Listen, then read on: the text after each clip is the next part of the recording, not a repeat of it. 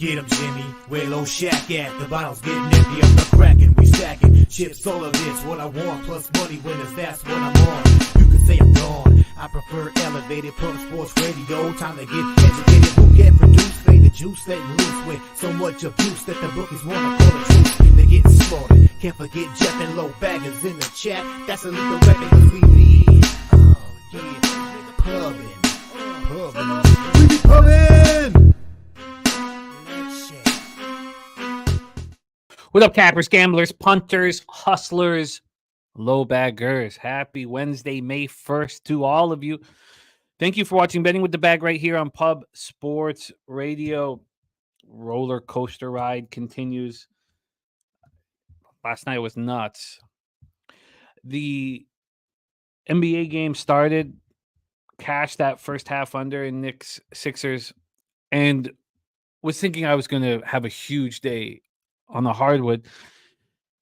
When it was 96-90 Knicks, our player props were going to be huge, and we were going to cash the full game under. And the Cavaliers looked great in the first quarter. The Cavaliers had a 48-41 lead with a minute 20 or so left in the first half, so I thought I was going to cash the first half Cavaliers. I ended up going 1-5 in NBA. I think I'm the only capper on the planet who lost money on the Milwaukee Bucks, and I lost 2 units. I lost first quarter and race 20. So back in the red in NBA, it hurt. In NHL, I mean, the night could have been awful, if the Canucks just, what's the right term here? They're just a pack of losers. They've been all my life. I don't know anything else but losing. It was 1-0 Canucks, and I knew they were going to lose. It's this sick feeling. I don't like it. At least I profited some money off of it. It's just all I know. All I know as a Canucks fan is to lose in the most important spots. That's all I know. So, And then dominate baseball, 7-1 plus 6.44 units. So we end up losing money because the player props got destroyed. It was the second worst night we've had in player props. 20-27, down 10.05 units, down $1,662. So now I'm only up 2,300 on the whole Operation Garcia. We were up 6.6. So it's a fall. There's multiple reasons why I need to finish this through, and there's multiple reasons why. So I can understand maybe some people got in late and were late to the party and early to the funeral, and I can understand that some people want to jump ship, and all of that is completely legitimate. And I'm sorry for those that jumped on late. Maybe I was just too excited. Maybe there are no holes in the books. I believe that there is. It was the worst case scenario for the player props yesterday when Jared Allen was announced out. I mean, it destroys everything because all the players now are going to have an uptick, especially, anyone who plays, the 4 or the 5 or is able to play if they go small. So that's just, so we had overtime and a player announced out. I mean, those 17 points or 16 points that Jared would have been,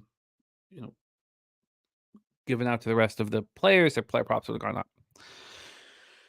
So it is what it is. 349, 295, 54.2%, up 10 units flat with ROI plus 1.55%. I'm going to hammer it again today. It's still up 2,300. I'm going to keep hammering it, and I'll let you guys know how it bangs out. Thank God for baseball, or I'd be angry. Thank God we've had such a monster April, and a monster March, so that you can have these $2,000 or $2,500 swings, and everything be okay. And I expect to get paid on it today. So that is the day that was, the roller coaster ride that is, the amount of work that goes into Cabin's car. I mean, it's just, this is tough, man. It's tough, but we are being rewarded for our hard work. I know I've had a bad playoffs in now both NHL and NBA, which is disheartening. I'm still up cash because of the player props, whatever. But MLB is running real nice. Jose, another big winning night. He's up over 23 units now on the season, and I'm just 2.28 units from the black.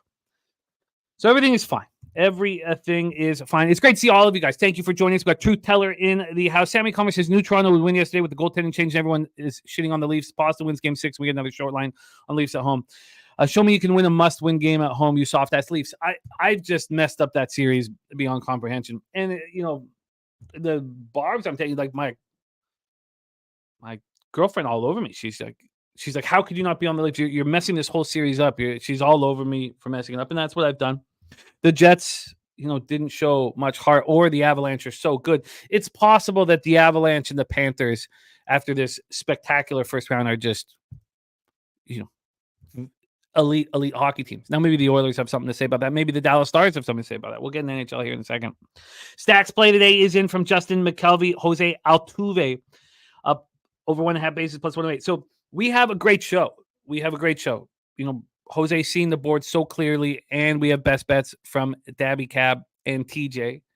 And then also we have NBA with Billy Brisbane. We got Brizzy back in business, and Brizzy's on a 14-2 run on our show. 14-2 plus 11.55 units for Brizzy. So it's going to be great. We're going to keep delivering, although I feel like I'm letting us down a little bit in NHL and NBA, and I'll deal with that. Let's get this Jose Altuve copied and pasted. Yes, Cab is talking about that game as well, so that's one of Cabby's best bet spots. That's Tristan McKenzie versus Justin Verlander. Vipe NB, Andrew G, Gerald Jones, Phillies first 5 -1/2. I'm on that with you. I mean, and Jay Smooth on Chris Bassett, 6 or more strikeouts at plus 148. I'm on the Jays. That line's gone against me, but I did beat the total in a big way with the expectation that Bassett's going to have a good start here, which could not come to fruition. That's possible, but that was a tough opponent he just faced in the Dodgers. We know what he's done at home. I feel like with this hugely inflated ERA and whip that we're going to get the benefit of getting better lines with him. But that Jays on the -1 line has gone against me. I could have waited until now, but it's hard to believe that the under would get smoked, and I would still have that line on the Jays go against me. So what are they saying? Lugo's going to have a great start and Bassett's going to have a good start? J-Dub in the house. Razor Sharp picks us. What up, fellas? Nice day at Churchill yesterday. 5 pick 3s, a pick 4, and 2 pick 5s. Let's do it again. Razor put all of those picks in our chat. Shout out to Razor Sharp picks. And this weekend, Derby weekend for us. Friday will be on the Razor Sharp Picks channel. Saturday will be our Kentucky Derby special right here on Pub Sports Radio. So lots of horse racing action for us. Can't wait for it. Serious business in the house. Nuclear said, Sammy, call me great call on the Leafs. I didn't have the stones to pull the trigger. Nate Dogg, great to see you, Nate Dogg. Pig Milk play today is in its Rockies Marlins full game over at 9. Pig Milk continuing to deliver 20-13 plus 8.44 units. Let's get. God, I was beating myself up for not being on the Rockies yesterday. Now, maybe it should have just been a fate of 6, though. We know that the bullpens have enormous volatility, and maybe it should have just been a Rockies first 5. I don't know if I would have got there. But watching the Marlins come back in the 9th was, I felt bad. I felt bad for any Rockies backers. Missed on the McCarr points, but we got the Avs and the team total over for Aquarad. Says, go Avs. He says he loves the board today. Billy Friedrich upset with the Knicks and the Dodgers. Mally Mal says, what we told you about them Pirates last night. Says, told y'all Philly too. Yeah, we destroyed the board in MLB. I can't wait to review our action. Jose and I combined to be up over 10 units. So 10 units in a day. I mean, we're just delivering. That's not even including Pete's magic. We crushed baseball yesterday. We must keep it going. Joe T in the house says, I gave out the first period overs last night on all games, went 3-1, taking both again tonight, just riding them all like normal. I get it. And we know that Razor's also been catching the Vegas first period over 1.5 for 2 years now. And I've moved on that game, and I couldn't bet the first period under 1.5 just because you guys keep cashing the overs. So, Oldie in the house, Philly Eagle Flyer, Joey Marinaccio, Ross Pitts, North Ender coming off a huge day. And there's Razor saying, nice hat to me. You know what time this first period over? I mean, it's just been crushing it. Slatsy cashed Avs team total again. Winner of that series scored 4 more in 17 straight, going to miss the Jets, says our guy Slatsy. My dude says Canucks should have won the game. They were playing harder the whole time. Yeah, they should have won the game. I mean, I've said that in the playoffs 100 times. Something's got to change. The Cubs were perennial losers, for 100 years. Look, I can't explain what happens to the Canucks, but I feel bad for those fans. They were electric. Did you hear how loud that stadium was? It didn't feel like it was all suits. I had friends at the game. It was electric. Absolutely electric. I look forward to talking about that game on tomorrow's show. Mal ready to go. Rocco Rogers, JP Taylor says he bet the Predators live because of me. I'm glad that you cashed that, JP. Nate Dogg says Vancouver will win that series. They should. They're still huge favorites in the series. I'm going to be betting the Predators in Game 6. If it goes back to Game 7 in Vancouver, I mean, God, let's not get into that. Frank, Virginia, ready to go. Steve G says, we love Pionk in Colorado. Yes, I imagine that. Great to see all of you guys. Andrew G, the new worker, Andre McCool. I hope you had a great birthday. Equanimous, Wine Time Sports is heading out to Angel Stadium in an hour or two with the fellas. Going to pregame heavy at the Golden Road Brewery. Anybody in LA, Golden Road Brewery with my guy Wine Time Sports. Matty Ice cashing the taint yesterday. Steve G coming off a huge day. Great to see all of you guys. We got UFC picks from Kong's Clips. TJ says if you didn't get Rockies Marlins over 8 or 8.5, taking a 9 is probably not the play, says our guy TJ, who'll be joining us. JPZ says I've only bet Buxton over 1.5 bases, looking to bet the Tigers, but that will take some more convincing. But first glance says Tigers win. And Philly Eagle Flyer coming off huge day as well. Great to see all of you guys. Thank you for being here. Let's get that cash. Boss 702 says free fries all year from McDonald's when Vegas scores in the first. I didn't know that, Boss 702. There's DC Capper in the house. Great to see you, DC Capper. And Steve G says down 5 runs in 9, still cash the Rockies. Fade of the Rockies is what Steve G is talking about. And Rocco Rogers loving this MLB slate. Matty Ice is also like Arizona LAD first 5 under 5. Did I miss Taint Vipe in the house here as well? Oh, Taint is in. Pirates money line. Oh, sorry, I missed a question here. Yeah, I'm up 2,300 exactly, I believe. Sorry, let me pull that up. Yes, I'm up 2,300 on the nose. Yeah, I mean, look, one of the things we do on this show is we're trying to find answers to difficult questions. So when Bomano comes here with draws, nonstop draws, we track it, see if it succeeds. When anybody comes, when Pistol Pete Loshak is hammering player props, something that he hasn't done normally, we track it.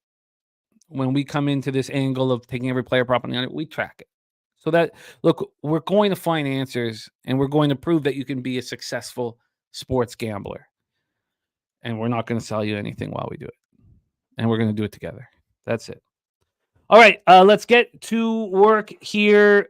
Thank you guys for joining us. It is time to talk NHL. NHL up 1.84 units on the season now. It's disappointing. Very disappointing. Kong's Clips Bo says, I think there's something to say about the first game or two of a series. After you get past 2, maybe 3 games, defenses and the stiff teams get tired. That's possible, Kong's Clips, and we'll track if the early games. Look, I've got all of the data for us to study. I do think, though, that was just worst case scenario last night. We had an overtime that didn't look like it was going to overtime, and it's going to be a clear under. And then we had a player prop was at 17.5, I believe. get announced out right before tip-off. So it's just worst case scenario. We're going to keep hammering it. We'll see how it bangs out. Rodney Barton in the house. Great to see you. Okay, so NHL, we lost Bruins -1. We lost the Jets, but we cashed the Predators at +105, down 0.95 units yesterday. Let's get to work. West first round, game 5, Vegas Golden Knights at Dallas Stars. This could easily be the Western Conference Final. These are two very, very good hockey teams. Very good hockey teams. We're at American Airlines Center in Dallas, Texas.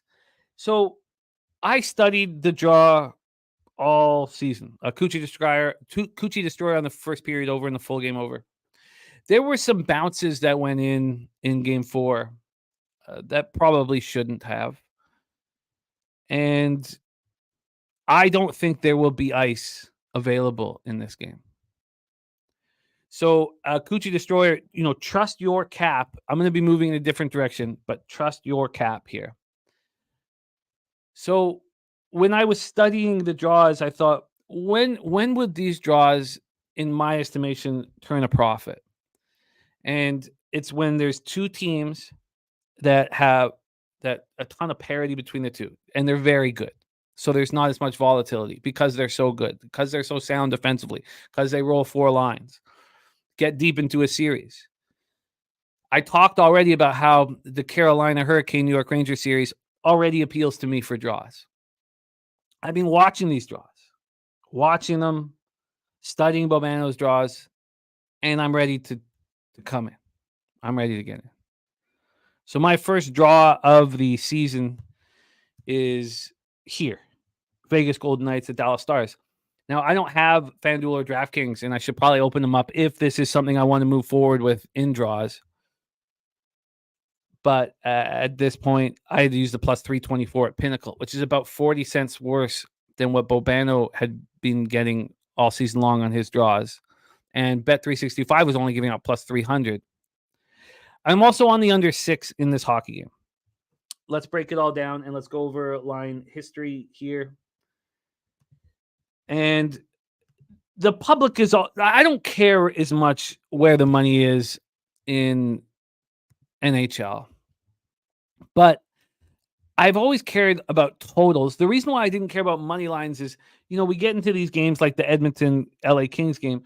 I mean, who's going to bet a -190? And when favorites are bigger than that, who's going to bet a -230, -240? No professional gamblers are going to do that. So there's always perceived bigger bets or sharp action on the dog, which I don't think is legitimate sharp action. So I just don't want to, because I don't want to tell you every single time we have a dog that there's sharp action on the dog. It's because the pros aren't going to bet -190s and -230s and -260s. But I've always cared about the total and where the money's going for the total. So here with the Stars, they opened up -154. They're now -155. And when we get to the total in this one, we're dealing with a 6 at -119 to the under. This has moved 5 cents since I bet it. And it had moved more. Unfortunately, I got it at -124. This got down to -116. And then there was a little bit of buyback on the under. And I think that I'm going to be concerned if this closes, let's say, under 6 at -115. I am going to be concerned. At this point, we have 83% of the tickets and 70% of the cash on the Dallas Stars. We know that the road team has won every game in this series. Is that in the head of the Dallas Stars? I'm not entirely sure. From a total side of things, we have 75% of the tickets, 78% cash on the over. And Leonard Porsche says, I'm shocked you haven't already taken advantage of the FD new player bonus. Yeah, $1,000 risk-free. Yeah, and I meant to do that with the Wemby future at +1,300 for blocks. But that, that's available. I don't think that I don't think I would want to put the $1,000 free bet on my first draw of the season. That doesn't appeal to me. But I know I've got that waiting for me, a free $1,000. I think that's a better use for a future, honestly. For the $1,000 free bet. But yeah, it has not been. I have not utilized that for sure. And Sammy Comer says, "Do you have a FanDuel account?" I don't. I don't have a FanDuel or a DraftKings account. So I And Rocco saying you need it for OT. No, I agree with you guys completely. Let's go back to this spot here. Chase says -1.5 playoff hockey seems to be a solid bet a lot of the time. JJ, that's not a playoff thing to me. That's not a playoff thing. That's just a hockey thing. When I first came down to Costa Rica to do this full time, I only bet puck lines. I didn't bet -1s. I moved to -1s. I only bet puck lines. I got up 43 units in my first year. Now I didn't close the season up 43 units, but Sean Moser says I could see a 2-2 finish here tonight. That's what I'm looking for. That's what I'm looking for in this hockey game. And so, and North Ender says the pros I know absolutely bet -230s. Yeah, I look. I know pros that drop 10, 20K bets on the -230s. And I'll tell you, North Ender, the ones that I know that do that lose long term.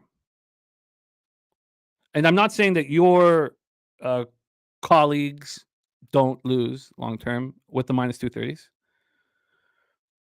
but the ones that I know do. And I would challenge any professional gambler who is going to be betting money lines between -200 and -300 to prove that they'll win with that bet long term. I would challenge them. And I imagine it'll be fucking crickets because you can't succeed doing that. But I understand what you're saying, North Ender. Value is value. But I challenge any professional gambler to show me that. To show me they're hitting, 66. I mean, look at the implied probability. I mean, it's just fucking ridiculous. But I digress. Here with Vegas, Dallas, we have Logan Thompson, 908 save percentage in the regular season, 921 in the playoffs. And he is, struggled with some bad bounces. For the series, 2.35 goals against average, 921 save percentage. He has a shutout. He's looked pretty good. Jake Ottinger, has he turned the corner after those 2 games in Vegas? I mean, time will tell. He's sitting with a 2.38 goals against average and 907 save percentage. He basically has the same save percentage that he had in the regular season. Vegas power play at 20.2%, penalty killing at 79.3%. In the series, Vegas's power play is at 33%, and Dallas is at 25% in the series. And that almost kept me off of betting the under here. So,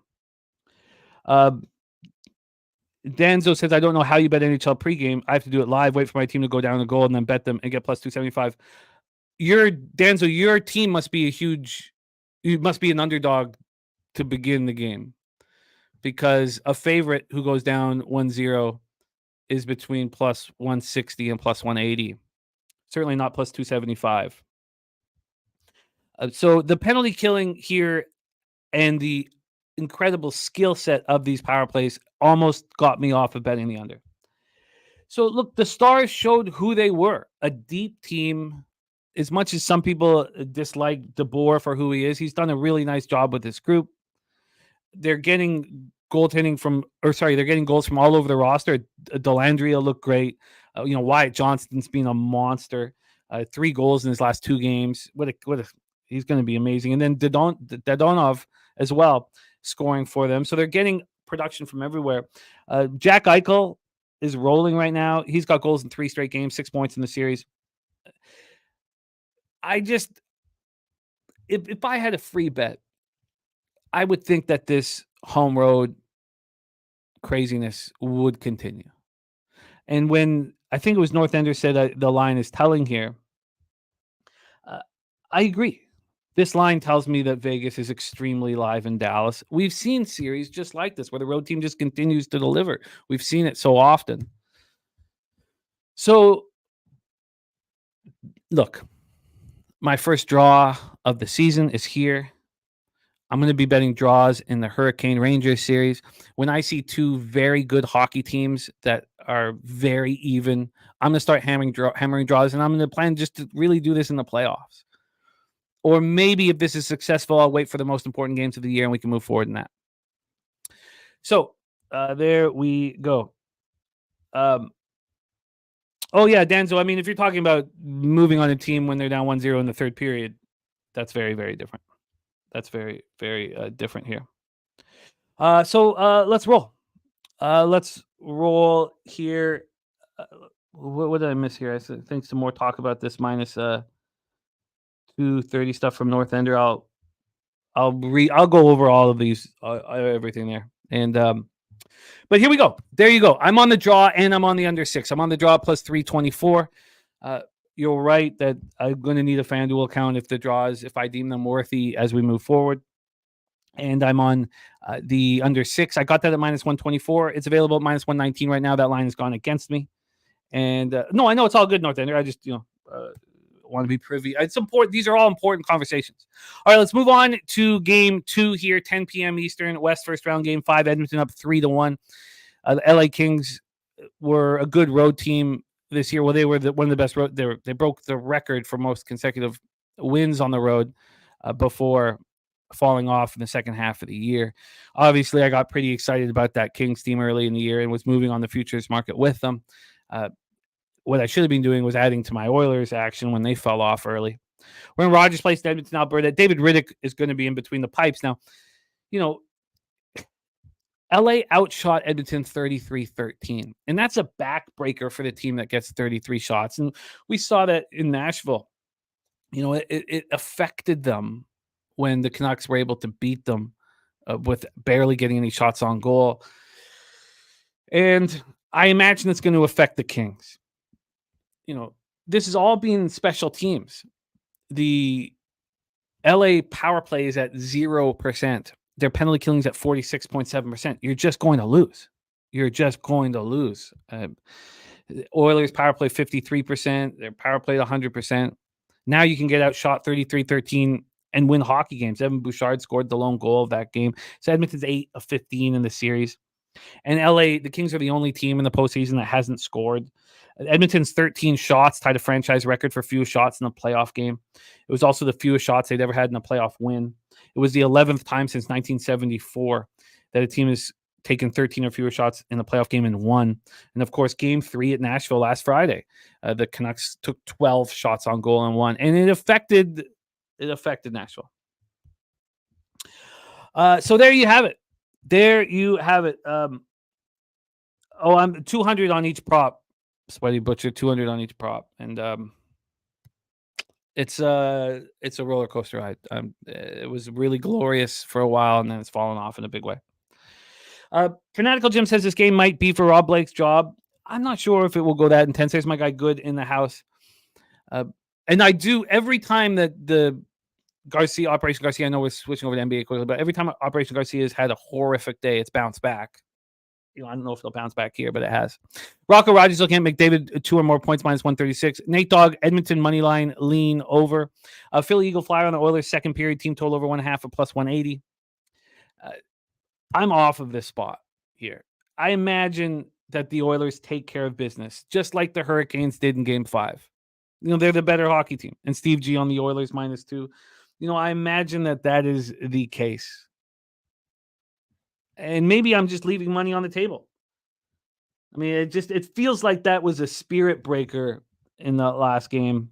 Let's just go over the lines right now. This total, all the 6.5s have come down to 6. Opened up at 6.5, now down to 6. Now it was juiced to the under at 6.5. And on the money line, we have Edmonton at minus 188.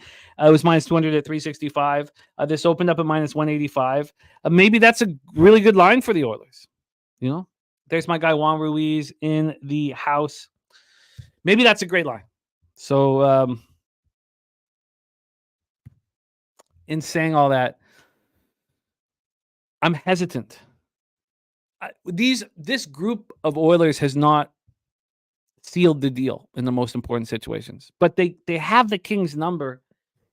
I think that the Oilers minus 1 has got to be the bet here. It's over. I feel like I'm leaving money on the table, not betting it. I've talked myself into it. I can't. The better team is going to take care of business tonight and send LA on their way. So I am going to add the Oilers minus 1. Needed to talk it out with you guys. I'm going to add the Oilers minus 1. Mally Mouse is a Vegas game under 6, right? Yeah, but that minus 124 is now available at minus 119. It was available at minus 116 half an hour ago. So you can still get 6s. I hope when we get to it, that's all 5.5s. Swiggy says, comfy feet up, Oilers minus 1, just like how Carolina spiritually beat Islanders the game before elimination. Yeah, I agree. And my dude thinking McDavid gets 2 points. So I'm going to add the Oilers. I maybe it's just a bias, and I'm struggling in the playoffs right now. Of course, that can change as we get in the second round, third round, fourth round, and we're sitting just plus 1.84 units in the black right now. So that is the NHL breakdown. I'm on the draw in Vegas, Dallas. I'm on the under 6 in Vegas, Dallas, and I'm going to be on the Oilers on the -1 line. There we go. Mally Mouse's FanDuel already at 5.5 plus 102 for the under. Yeah, that makes sense. Okay, let's move on to MLB. We're coming off our strongest day of the year.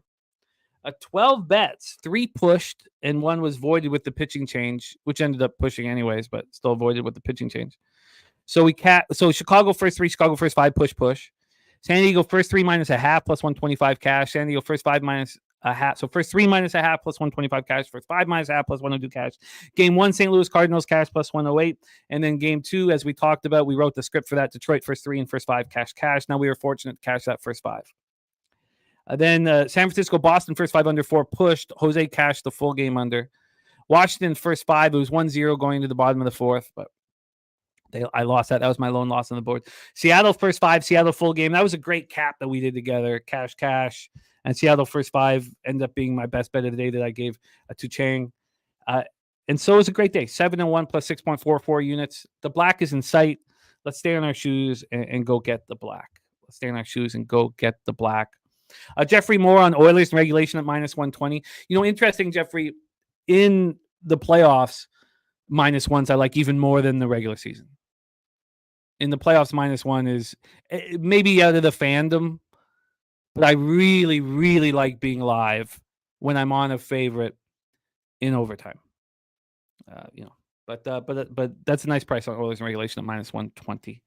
Rodney Barton says I'm 5-1 now betting against teams who sweep and change cities. Going to keep riding that train when it comes. Rodney Barton, we're 1-0 this year on teams with 7 or more game winning streaks that switch cities. So that makes absolute sense that would cash, Rodney. I like it. Keep tracking that for us. All right, let's get into MLB and bring in the star of baseball programming here on Pub Sports Radio. Another winning night, stacking winning nights, now up 23 units on this young baseball season. And confidence is very, very important here in what we do. And he's got it right now. So we got to keep milking these bookies. Please welcome from San Antonio, Texas, home of the Southtown 101 and Pub Sports Radio. Please welcome Jose Bouquet to the program. Jose, how are you? Jimmy, I'll be honest. I'm a little ornery this morning. As you know, a raccoon burrowed into my apartment's roof. So now I've got these gigantic ass fans that radiate heat, and it's 80 degrees constantly in my apartment right now. So I am a little pissed off. Yes. All right. The baseball is going well. It's great. 6-3 last night, up 3 units. Awesome. But I am a little pissed off. Yes.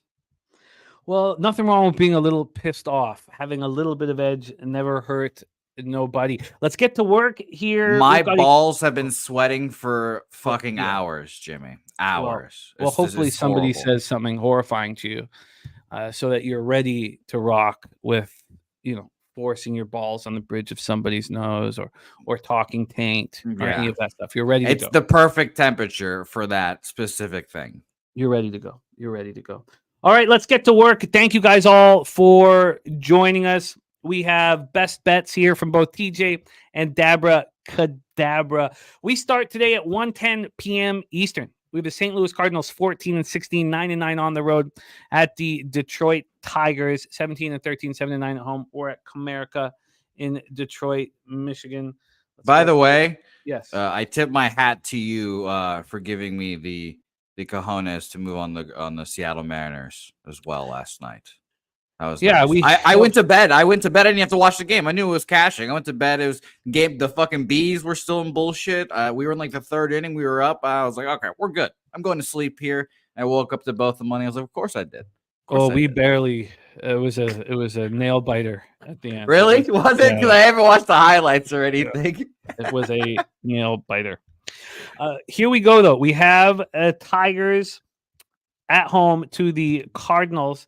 71 Fahrenheit in Detroit, 12.8 miles per hour in, and then it gets heavier, but it sort of moves right to left, but it's still slightly in. Gets up to 16.5 miles per hour. So we're getting warmer, but the wind is blowing in. There's Red Girl in the house. Great to see you, Red Girl. Let's get into the line history here and where the cash is, and I'll be moving quicker as we get rolling into MLB. Jimmy, I think we have a play here, by the way. I'll call my shot now. We have a play in this game.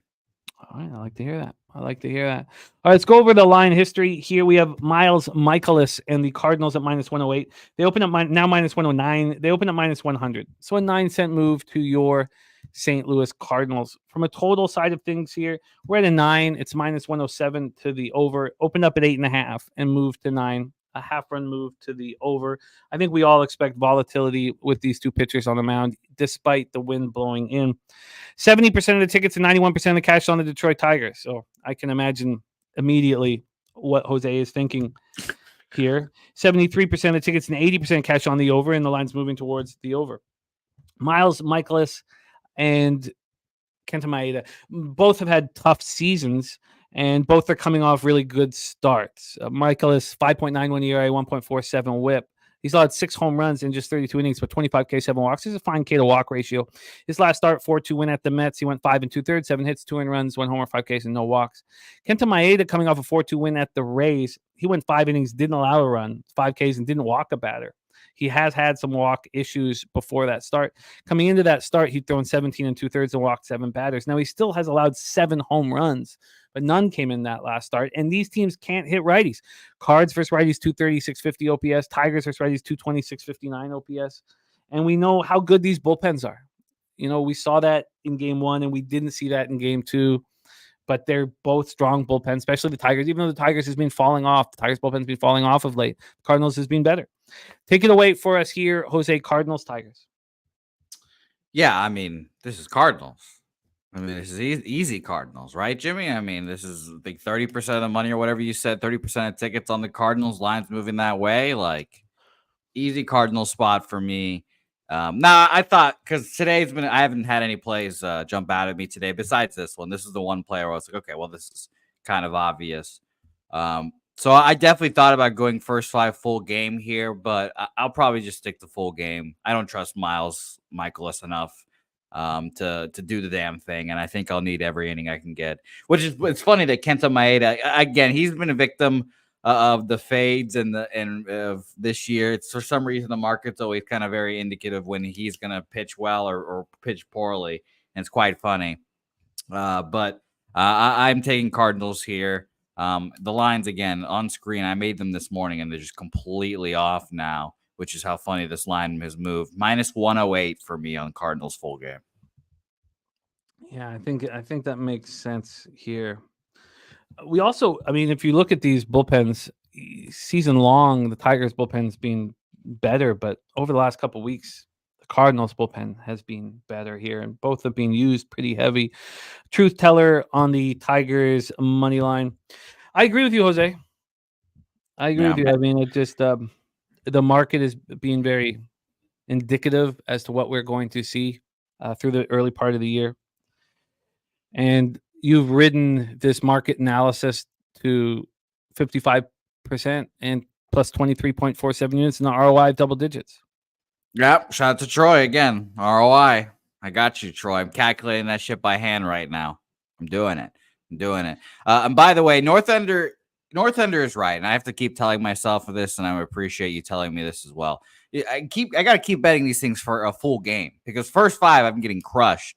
Well, not crushed, but like something happens or whatever, and then the full game comes through for whatever reason, you know, and it was applicable to Arizona last night. So that's very interesting. But, you know, I didn't know that was a push due to a pitching change until like 20 minutes before the show either. I looked at the pitchers again, and I was like, wait, is that Jordan Montgomery? And I was like, what the hell happened? And then I looked, and I was like, wow, okay. So that was very interesting. But yeah, it was a push 2 ways. But yeah, I mean, we can continue on. Cardinals money line for me. Wow, you know, at 365, the Cardinals are not the favorite in this one. It's still the Tigers. It's interesting.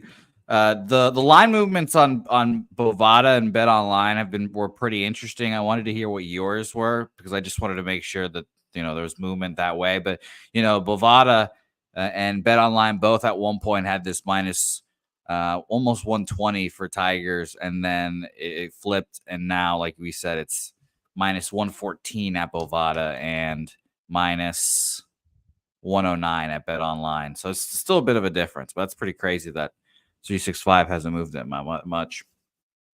Let's just go over the lineups here. If we're going to pull the trigger and join Jose with Miles Michaelis. Again, truth tellers on the other side with the Tigers.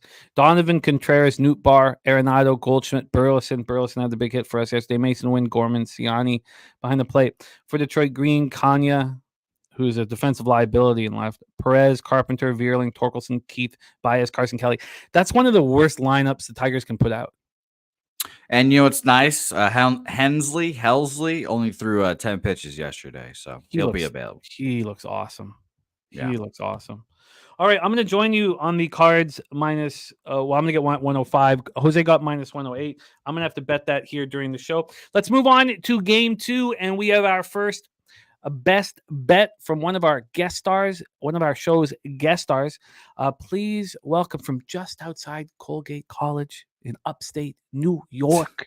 Please welcome our friend TJ to the telecast. TJ, how are you? Doing well. How are you guys? We are good. Jose, could explain why he's not good, but I don't think we need to get into that once again. Yeah, we don't need to talk about that at all. Tampa Bay Rays, Milwaukee Brewers. TJ, let's get to work. Rays are 14-17, 6-8 on the road. The Brewers 18-11, 6-7 at home at American Family Field. In Milwaukee, Wisconsin, we have Zach Eflin coming off getting roughed up at the White Sox. This is his third straight road start. 4.08 ERA, 1.19 WHIP, 30 Ks and 4 walks. He's looked good, but he got roughed up by a weak White Sox squad. And then Colin Ray, finally showed the regression that everybody was waiting for in his last start. It was a 7-6 extra inning win at home over the Yankees, but he allowed 5 earned runs. He allowed 3 jacks. Look, he's not this stud pitcher that he has portrayed thus far this year. And that last start was at home where he got touched up. Rays are hitting 240, 673 OPS versus righties. The Brewers 268, 778. The Brewers hit righties very hard. Of course, they can't hit lefties, and we'll go over all that throughout the season, but they hit righties extremely hard, these Brewers. From a bullpen side of things, the Rays bullpen continues to struggle. 5.36 ERA, converted 9 of 17 save opportunities, sitting with a 1.44 WHIP. Opponents hitting 242 against them. It's been, atrocious. And the Brewers bullpen strong. 3.72 ERA, converted 10 of 14 with a 1.27 WHIP. Opponents hitting 235 against them. Let's get into this line history and hear TJ's best bet. From a total side of things, we're dealing with a 8 minus 111 to the under. This opened up at 8. It got up to 8.5 for a cup of coffee and then came back to 8. Still at this point, we've had 11 cents of movement towards the under, despite it going up to 8.5 for a second. From a money line standpoint, we're sitting here with the Cardinals at minus 108. They opened up at minus 100 at even money. Oh, shit. Why am I looking at the Cardinals? My bad. Sorry. It's the exact same line. The Rays are at minus 108. They opened up at minus 112. So there's been a very slight move to the Milwaukee Brewers here. When we get to the cash flow for this one, we have 58% of tickets, 51% cash on the over, 58 and 51. When we get to the money line, we have 44% of tickets and 82% of the cash on the Milwaukee Brewers. It's best bet time for our guy TJ. Take it away, my man. Yeah, so, breaking down the pitchers here, first of all, I want to say if I'm on Tampa's side, I want no part of the full game. You cannot trust Tampa's bullpen at all. That to me, that's not a smart play. So if you're on Tampa, do not take the full game. But I'm looking at, so I do my metrics. I do green for, excellent and red for bad. And, I'm looking at Zach Eflin and there's a lot of green. His advanced metrics are better than his ERA. And his xFIP, Sierra, xERA, all look good. Colin Rea, we, like you said, he regressed as we kind of all expected, but I think there's more regression coming. Interesting thing is here, you look back at Zach Eflin over the last, especially this year, but the last couple years, and he backs up almost every bad outing with either a one run, 2-run, or no runs allowed outing. So he's a real good yo-yo pitcher. He's going to take you past 5 in almost every start. Coming off a bad start at the White Sox, I predict him to have a very good start here today. Tampa Bay. So one thing that's also concerning about Milwaukee bats is, yes, they crush lefties on the or righties on the season, but if you kind of look at what they've done the last 14, they're below average. And I'm at the point now that I'm taking those last 14 games into consideration. Actually, Tampa's hitting better than them against righties over the last 14 games. So they're progressing. Milwaukee's reeling just a little bit there. And so I'm playing Tampa Bay first 5 here on the money line. And I think you can find a -120 out there. Let's quickly line chop. While I do that, let's hear Jose Bouquet's take on this one. Take it away. Brewers at home to the Rays.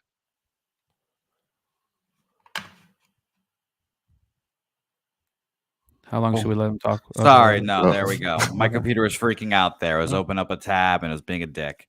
Yeah, no, I've got nothing on this game. I think that the Rays are a pretty bad squad, and I would rather fade them than be on them here, honestly.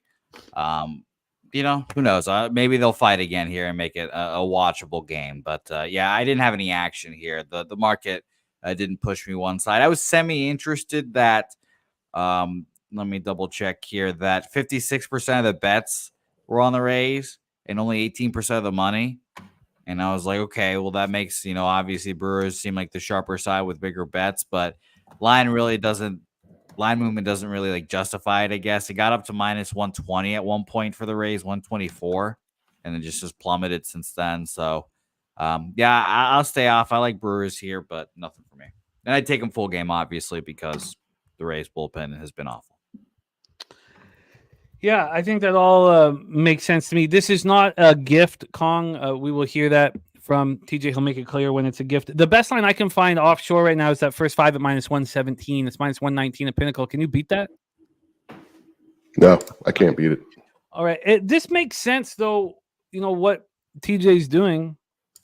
I mean, this we would have to throw out the ticket count and the interest in being on the side with the so-called sharper action, but what TJ's doing is calling Rays worse than his numbers indicate. Zach Eflin's better than his numbers indicate, and he's trying to take advantage of that. Am I simplifying it too much? No, I mean, and he's only striking out 5.8 batters per 9, walking 3 per 9. So you're going to have guys on the bases for Tampa. Like I said, their bats are starting to come around a little bit. So Rays first 5 for TJ at -117. TJ will be back with us. He's got 3 best bets, so we're going to see him again here shortly. At this point, Jose and I are off, but I do have interest in where you're at, Rays first 5. I'm in the process of betting the Cardinals right now, but we have Rays first 5 at -117 for our guy TJ, and he will be right back with us shortly. Jose, let's move on. 2:10 p.m. Eastern with the Minnesota Twins 16-13, 10-7 on the road at the Chicago White Sox 6-24, 5-11 at home. We're at Guaranteed Rate Field in Chicago, Illinois. Let's get into the weather here for this one. 75 Fahrenheit, 14.5 miles an hour out to left field. Stays between 14.5 and 12.9 throughout the game. From a line history standpoint, we have these Chicago White. Oh, that's first 5. I apologize. Let me make some quick move over to the full game. We have these White Sox sitting right now at +181. So Minnesota opened up at -193, and they're now -199. 6 cents of movement towards them. Not very much. 6 cents of movement there. And the total sitting at 9, -114 to the under. This opened up at 8, and it's gone back and forth. 8.5, 9, 8.5, 9 multiple times. Billy Friedrich says White Sox are scoring runs, but their bullpen is being horrific. Says he's been making money on fading the White Sox after they have the lead lately. Hit twice last night. That makes a ton of sense. Let's get into the cash flow then for this Twinkies White Sox spot. You have 89% of tickets and 99% of the cash on the Minnesota Twins. Would you say that 6 cents of movement is enough? I don't think so. 82% of tickets and 84% of cash on the over. It's bounced back and forth from 8.5 to 9. So the markets haven't given us a clear message that they're concerned. Bailey Ober, he's been a little unlucky this year. When he's being barreled up, it's being hit in spots where the fielders aren't. 2-1, 4.21 ERA, 1.05 WHIP, 25 Ks and 25 2/3, 7 walks, only allowed 3 jacks. Coming off a nice start at the Angels, 7 1/3, 3 hits, 2 earned runs, 8 Ks, 3 walks. Chris Flexen is coming off a really good start, 9-4 loss at home versus the Rays. Now he's got consecutive home starts. He's a difficult pitcher to have faith in, but he's coming off a nice start. Now he only has 13 strikeouts in 24 2/3. Twins versus righties, 219, 691 OPS. The White Sox have the same 219 batting average, but just a 616 OPS. And all year long, we have talked about the Twins bullpen keeping them afloat. Right now, 2.67 ERA, converted 9 of 13 save opportunities, 1.13 WHIP, 207 opponents batting average. They are a great team to back here. We've talked about, or back live, or trust, however you want to take that. The White Sox bullpen, 4.46 ERA, but they've converted 4 of 12 save opportunities, 1.52 WHIP, 257 opponents batting average. They're going to be a bottom 5 bullpen. We know that here. So take it away for us. Leonard Portugal said, will there be any suspensions today from the fight yesterday, or will there be appeals too? That is a good question. Let's go over to the lineups. I imagine that we'll probably have the lineups ready to go. Let me just see if I can refresh them and see if we have confirmed. We have confirmed lineup. So here we go. For the Twinkies, it's Kirilloff, Julian, Correa, Kepler, Buxton, Larnach, Santana, Castro, and Vasquez. For the White Sox, Grossman, Pham, Sheets, Vaughn, Benintendi, Mendick, Corey Lee, Paul DeJong, and Shumick playing second. Take it away for us here, Jose Bouquet, Twinkies, White Sox. Yeah, probably no action here as well. The White Sox, again, they're playing their best baseball. They got their winning streak broken, but they contended and held firm in that game. So I'm off this game. Flexen, coming off of a good start here, especially at home. I would expect him to pitch pretty okay again. But yeah, no action for me. And yeah, Markel, there was a fight in Rays Brewers. It was quite good, actually. Punches thrown. It was a good brawl there. But yeah, no action here for me. I considered, because I had this line opening up at Bet Online at 178 and then moved up. I considered doing a 3-leg parlay of all the lines that took dramatic moves in their direction with public money and tickets on them, but probably not going to do that. So I'm off. I have bet this. Please just show. I always have to confirm, making sure that it's showing up here. Let me just get the news that this is in. And my dude's sharing that Buxton 6 of 8 against him, 2 home runs. So, and my dude says Twins smash today. Okay, so I've bet the Cardinals. I'm with you. I got the -105 at 365. I'll tweet it out at some point here shortly. Let's move on to the next spot on the board. 3:07 p.m. Eastern. We've already heard Jace move on Chris Bassett, 6 or more strikeouts at +148. And TJ in the chat saying that Twins are a nice parlay piece. TJ will be right back with us here in the next game. So Seth Lugo's having a great season. 4-1, 1.66 ERA, 1.11 WHIP.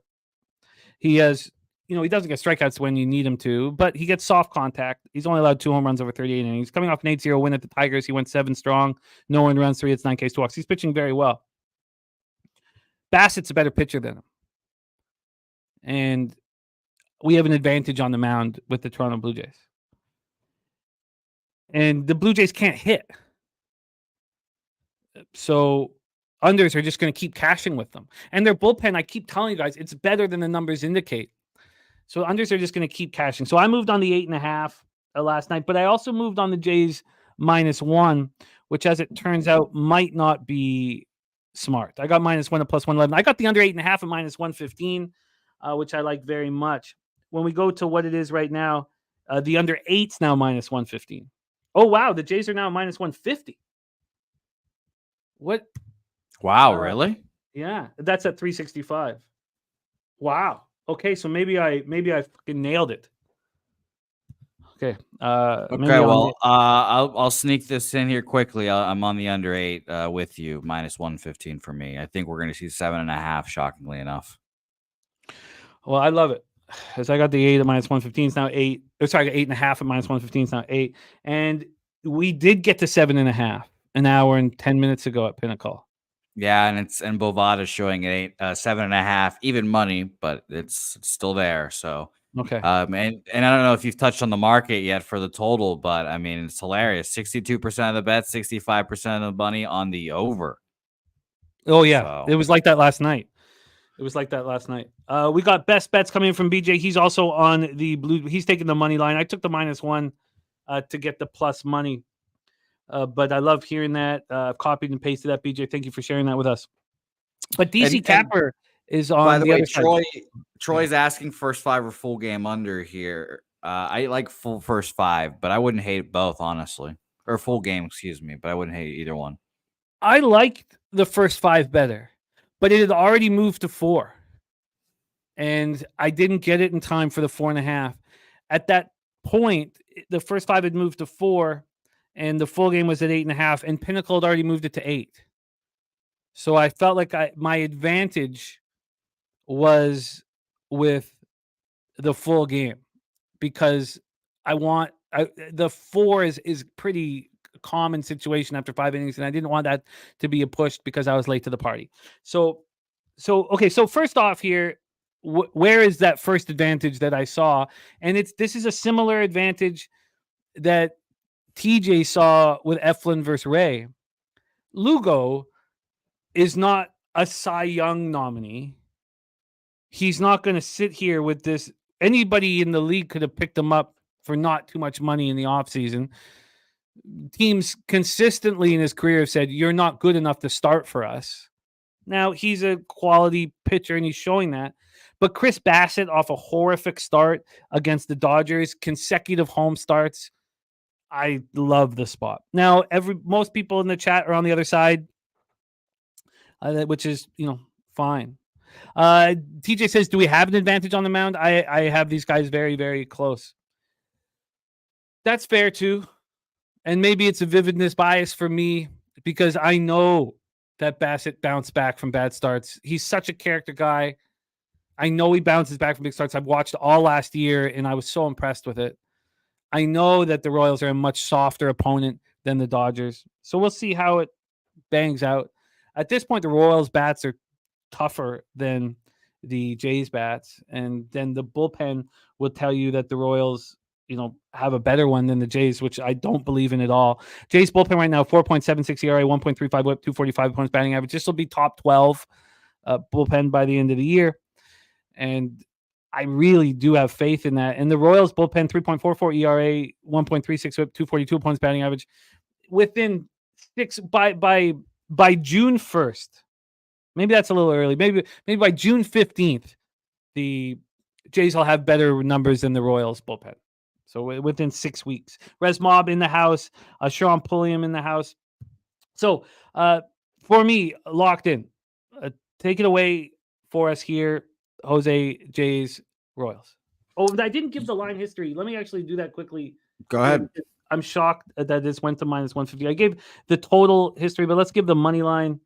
Because I thought this was moving against me. Now it's moving heavily with me. I love that. -141 at Pinnacle. This is great. This opened up at -126. This was -126 51 minutes ago. So we had a 15-cent move to the Toronto Blue Jays. I absolutely love seeing that. And then when we get to the cash flow here, there's just 38% of tickets, 35% of cash on the under, and we've seen it drop. Possibly a full run. We know it's at least a half run. And then 76% of tickets, 85% of cash on the Blue Jays. That was not the case. The money was on the Royals earlier, and now the money's coming on the Jays. Nasty Nate on the Royals' first 3 innings.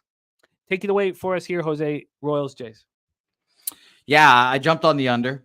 I'm on the under with you. The market makes it seem like it's a good one. We're seeing 7.5s pop up. You said you got this at an 8. Like I said, I'm getting an 8. You got an 8.5. Excuse me. I'm getting an 8. We're both getting -115. That's all you have to say about that.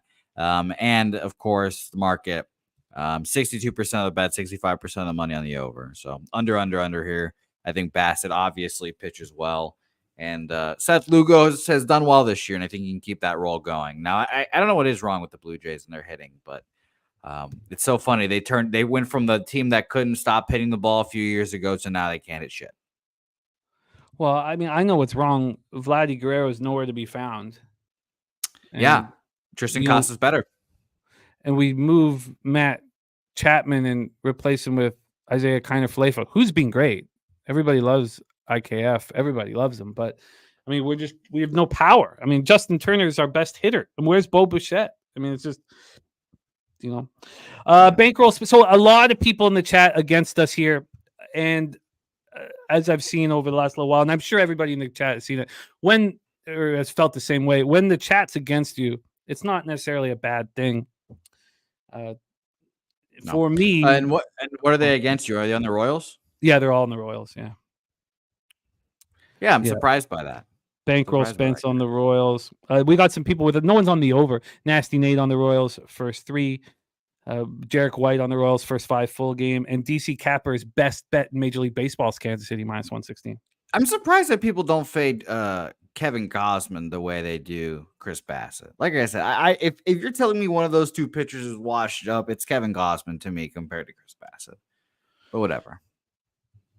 Sorry, say that again.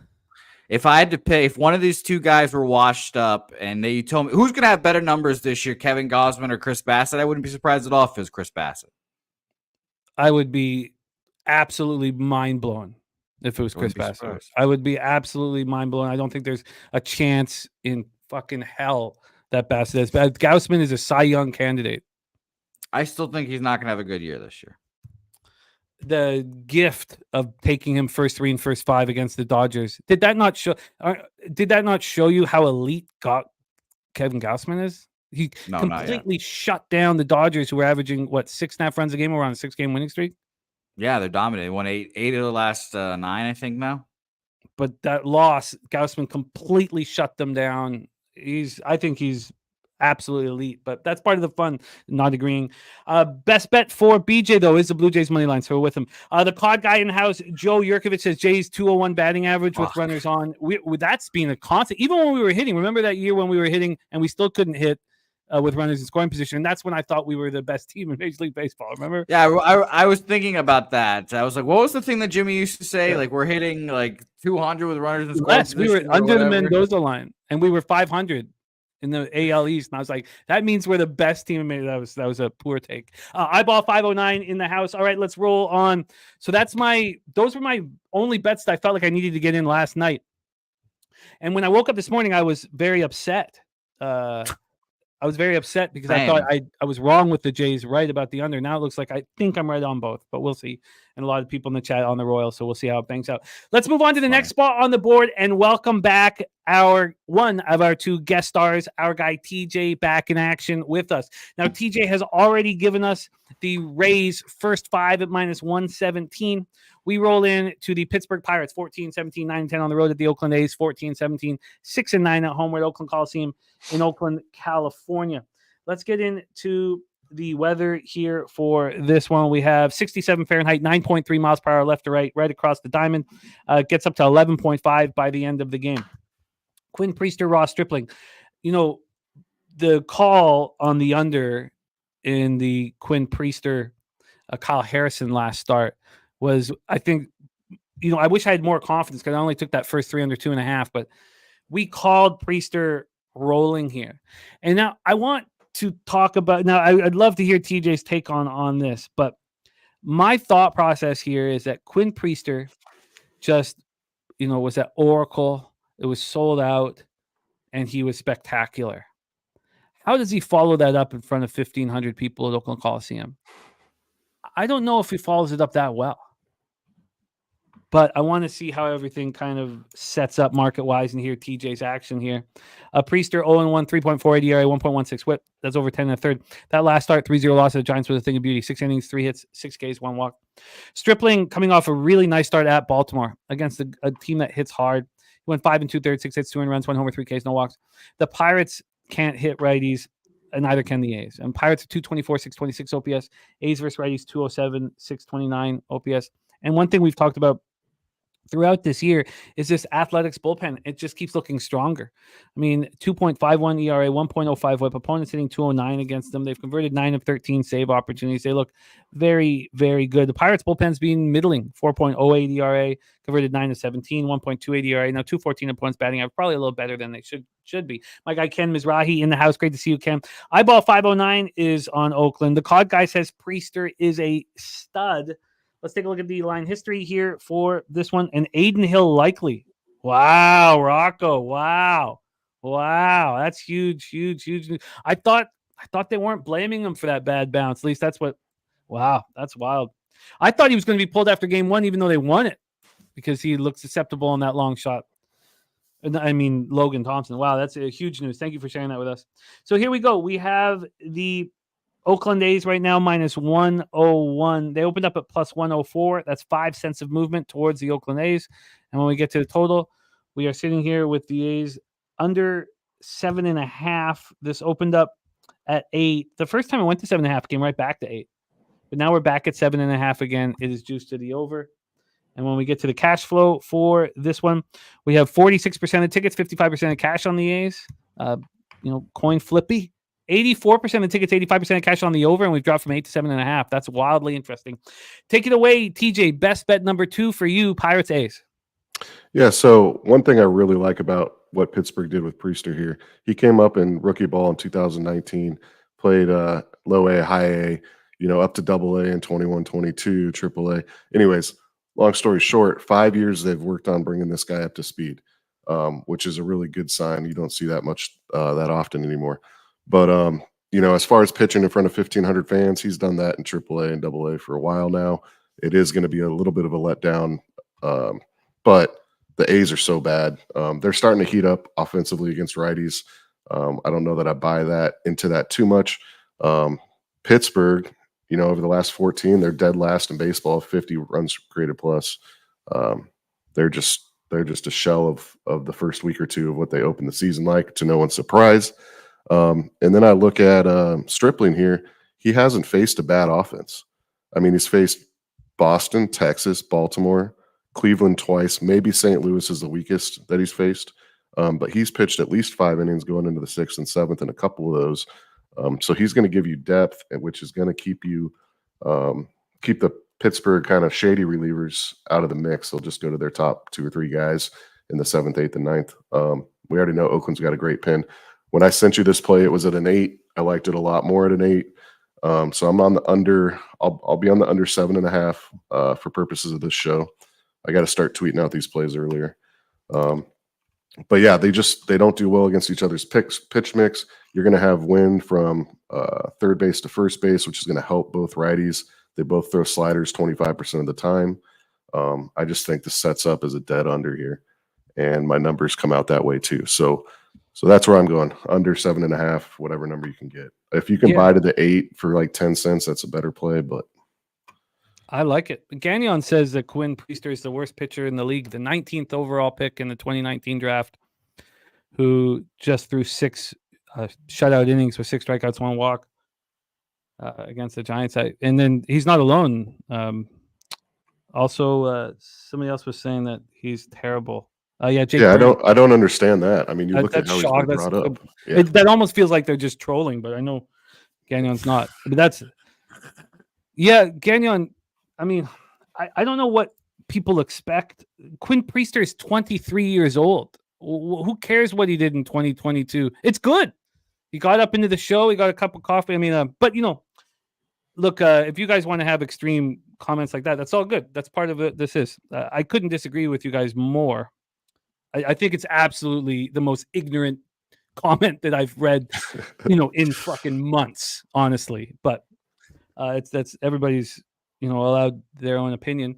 Are you at all concerned, though, of Priester having that spectacular first great start in Major League Baseball in a sold-out Oracle and now going in front of 1,500 at Oakland Coliseum? I mean, it is a slight reason for concern. It's just if Oakland was a decent team, then yeah, it'd be more of a concern. But Priester's got to be thinking, I could put back-to-back great starts together, get this career going the right way in the pros. I know he came up for 10 games last year and did bad, but I don't care about that. They're putting all their eggs in his basket. So I think it's more motivation than the other way around, the way you're looking at it. Interesting. Yeah, I'm interested in that under. I think it makes a lot of sense. We got our leader, Earl Sports Bets, in the house, our leader in the playoff pool. I believe he's still our leader. Jose, at some point, can you pull that up so we can give our guy Earl's flowers, leading the playoff pool right now, so we can get that up. But after we hear your breakdown for Pirates A's. Yeah, I said this in the beginning. Sorry, my fucking computer. If I have two tabs open on Chrome, we're gonna fucking shut down apparently. But I mean, I said this at the beginning of the series, Jimmy. I didn't understand why the Pirates were favored. I should have been betting them every game, or should have been betting the A's every game this series. It was the same thing that TJ and I talked about with the Marlins Nats series. I didn't get why the Nats were dogs there. I bet them. We cash. A's have won both games to start this series. I just think the A's are just flat out not a bad baseball team. And here is my, I already said that I wouldn't be surprised if Chris Bassett had even numbers with Gausman at the end of the year. Here's my other inflammatory thing I'll say. I think the A's will be in the battle for the wild card hunt this whole year. I don't think they're a bad baseball team at all. And I'll continue to stay on. And I think the Nationals aren't horrible either, by the way. They are far from the worst team in their division. Shout out to the Marlins. But I think the A's are not a bad baseball team at all. Now, obviously, they're not going to go out there and improve their baseball team. So we're going to be stuck with Ross Stripling and Alex Wood fucking 2 of 5 days here. So that's kind of shitty for them. But they've not been, too bad. So I'll gladly jump on the under train with you guys here. I don't have a high opinion of Quinn Priester either, admittedly. But you just said it. He's 23 years old. I'm fucking literally older than the guy. So I can believe that he's going to round into form and continue to pitch well here. I'm not particularly worried about the change of environment here, mainly because 84% of the bets and 85% of the money are on the over in this game, and we've dropped from an 8 to 7.5. So there's my green flags of the day. I think that this is an under game. And I just took the Oakland A's here because this line movement has been crazy. We know now, let me check the market for the money line. We've got basically 50-50 splits, but Pirates were favorites minus 113. And we've got some places like Bet Online showing the A's are now favored minus 107. And I've been taking these flips. I think they should have been favored to begin with. And they've won the first 2 games in the series to see. So, I believe the Matty Ice Tane play of the day is Pirates money line. It is. That doesn't make me feel great about going up against him. But Matty, I'll stake bet you right here, right now on this fucking bum fight. So two things. First of all, how long is Mason Miller an A? For at least the next 4 or 5 years. And can he pitch today? Like, were you thinking of using the under at this point? Oh, yeah. I mean, he pitched yesterday, but he's gone back-to-back. Yeah, he went back-to-back for the first time a few days ago. Remember, Jimmy, when we talked about him never going back-to-back? He went back-to-back that day for the first time all season. Yeah. So and Jimmy, he's done it now. Jimmy, over on Heritage, you can buy the half point. I'm going to take that under 8 minus 122 at Heritage. Yeah, let me just do a couple things here. Back to just one last thing, Gagnon, and this is part of the fun.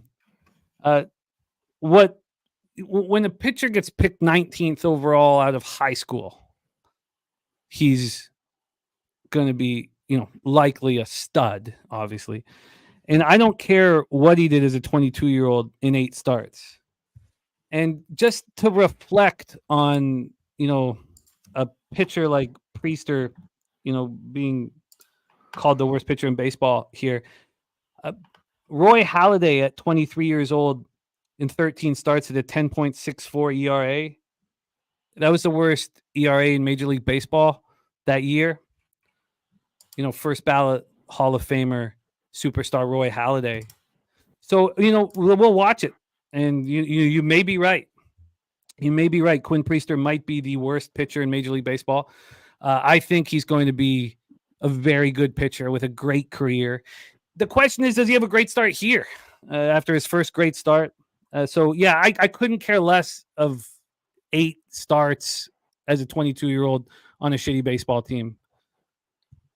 But it does. Yeah, this help. guy got a he got a $3.4 million signing bonus out of high school. They don't just hand those out. No, he's going to be great. He's going to be. I mean, it looks. I mean, but we'll see. We'll see. Go ahead and mark that down as Quinn Priester joining Jimmy's rotation right then and there. Well, this would be important because you have no concerns. You have no concerns over the bullpen usage over the last couple games. No. I believe in this A's bullpen. I think sneaky one of the best bullpens in baseball. Truthfully, Mason Miller has obviously quietly been the best reliever in baseball. He's been incredible. But Lucas Ursig, who did pitch yesterday, but I could see him going again, has been very good. I just learned that this is his only third year of pitching. He was an infielder, and he just goes up there and throws chundos. So I very much like Ursig, and I believe in this bullpen. So yeah, I'll take full game. And I trust. Here's another reason I'm on it with you. Yeah, think of it another reason that they won't have a problem throwing those two back to back. How many teams are the A's going into a series, knowing that they have a potential chance to win or sweep? Those are the teams that they're going to want to try to beat. They may rest. Yeah, if they're close with the Yankees, they're going to try to win the game. But literally, they really believe they could take this. They're not going to rest those guys, I don't think. TJ, it does look like you could play first base for the A's with that shirt on right now, though. It does look like you're about to go take some grounders there. So the A's are my cash cow this year. We've been raking mostly on unders, though. I haven't taken them on the side a lot.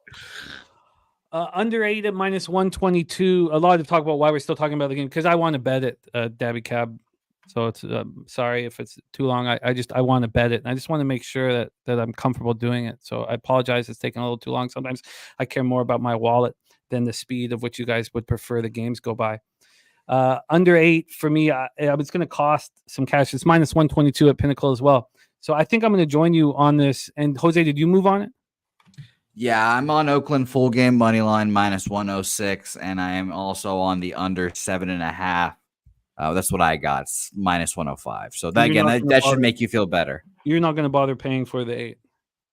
No, I can't. First of all, because whatever my book is chintzy, I guess. But no, I wouldn't either way. All right, let's roll on to our next spot. We have TJ finishing off his best bets, and we are also joined by our other special guest with best bets. He's got 3 best bets on this board, and we have 4-headed action here. So please welcome from Dallas, Texas, star of Medicaid Mondays. Please welcome Daby Cab to the program. Cab, how are you, my friend? Oh, good. Better than last week. Jose, I appreciate your confidence, but Stripling is 0-10 in his last 10 decisions as a starting pitcher, correct? Okay, yeah. Just checking. Yeah, just checking. And I'm probably part of the problem here because, when he signed with the Giants last year, I mean, he signed for $20 million. I mean, he had a great season 2 years ago with the Jays. And so last year he was horrific with the Giants, but I kept thinking he was going to turn it around last year and of course was wrong. I might have put that into Jose's head a bit. I kind of believe in Stripling.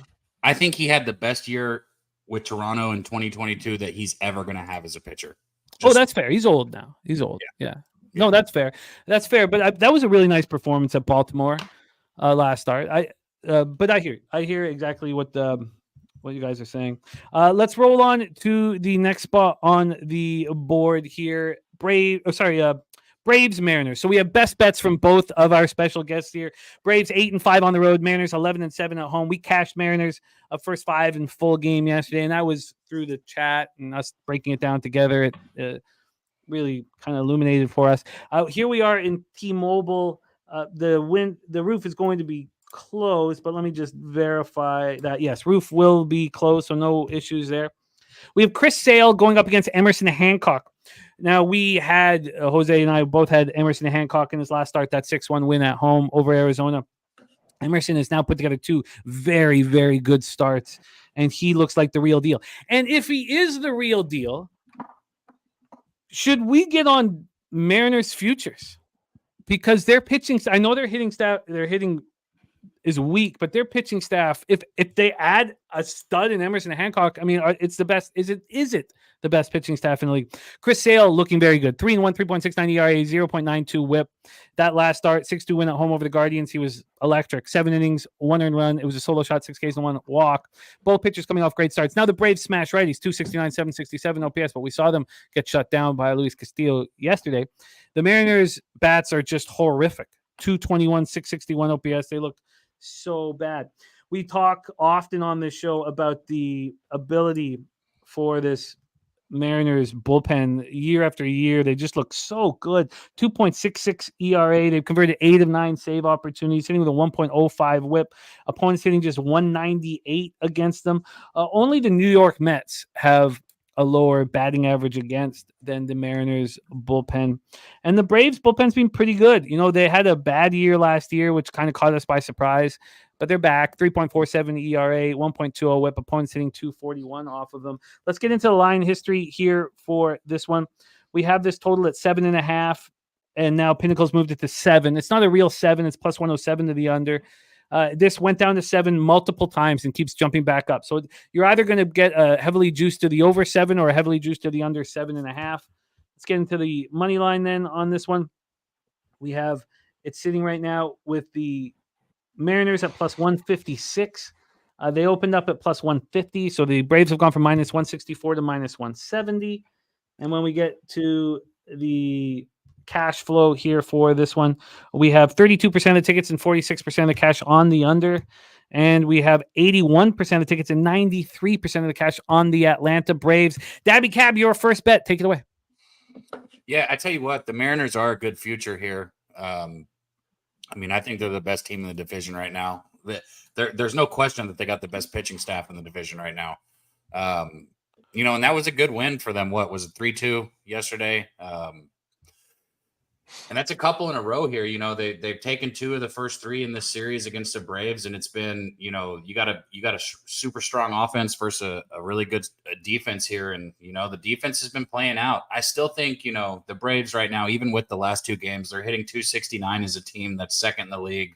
They got a 339 on base percentage. That's also second in the league, and they put up 152 runs already this year. That's 5th in the league. As good as Hancock's been, and you know he's had 3 good starts in a row, so don't let his 5.06 ERA fool you, because that ERA is only juiced because of his start against the Brewers. He gave up 8 runs against the Brewers.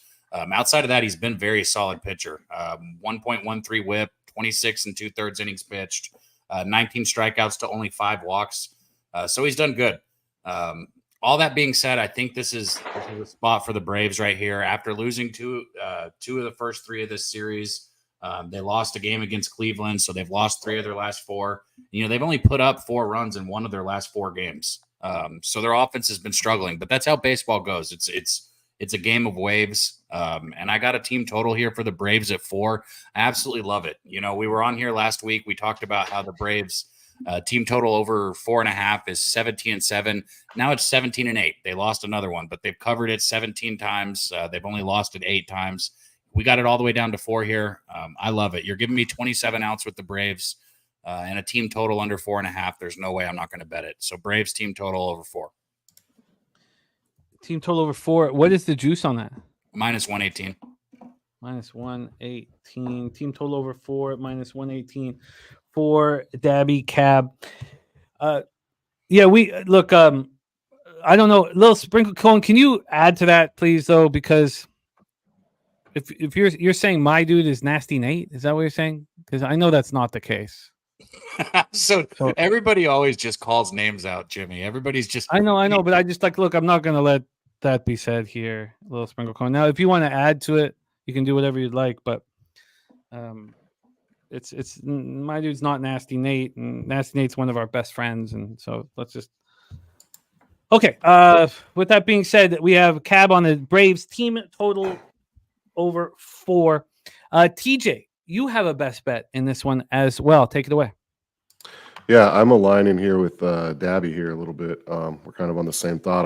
I'm adding in what I think Chris Sale in Atlanta can do today. I do think Emerson might get touched. Just his pitch mix. he's been great his last few starts, and so I can kind of see that blow up happening here, and you get a Braves lineup that's been held down for a few days. I think it's just a perfect elixir for something bad to happen. The Braves, their top 4 relievers are available today. Chris Sale has just come back, and he's just outstanding. I mean, 3.1 SIERA, 3.1 xFIP, 0.92 WHIP. Emerson isn't striking out batters. He's striking out 6 per 9, which will work against some teams. It's not going to work against the Braves. You don't want them to have runners on base and free swings without sending a few to the dugout on strike 3. So I just think it's a good place, a good start for the Braves. Now the Mariners have, I think, 5 straight allowed 3 or less runs in 5 straight, and in 8 of their last 9. And pitching is contagious. That's what they say. So would it shock me if he goes, 5 allowing 2 or 6 allowing 3? No, but I think if the Braves can get to that over 4, I think if they can get 4 or 5, a -1 line on Atlanta, to me is a good bet. You got the option for a push there. Let's say it's low scoring. Let's say it's 3-2. But I think the Braves can get to 5 comfortably and hold Seattle to under 3. So I'm on Atlanta -1. -135 is what I got earlier. We'll have to rerun it to see what it is.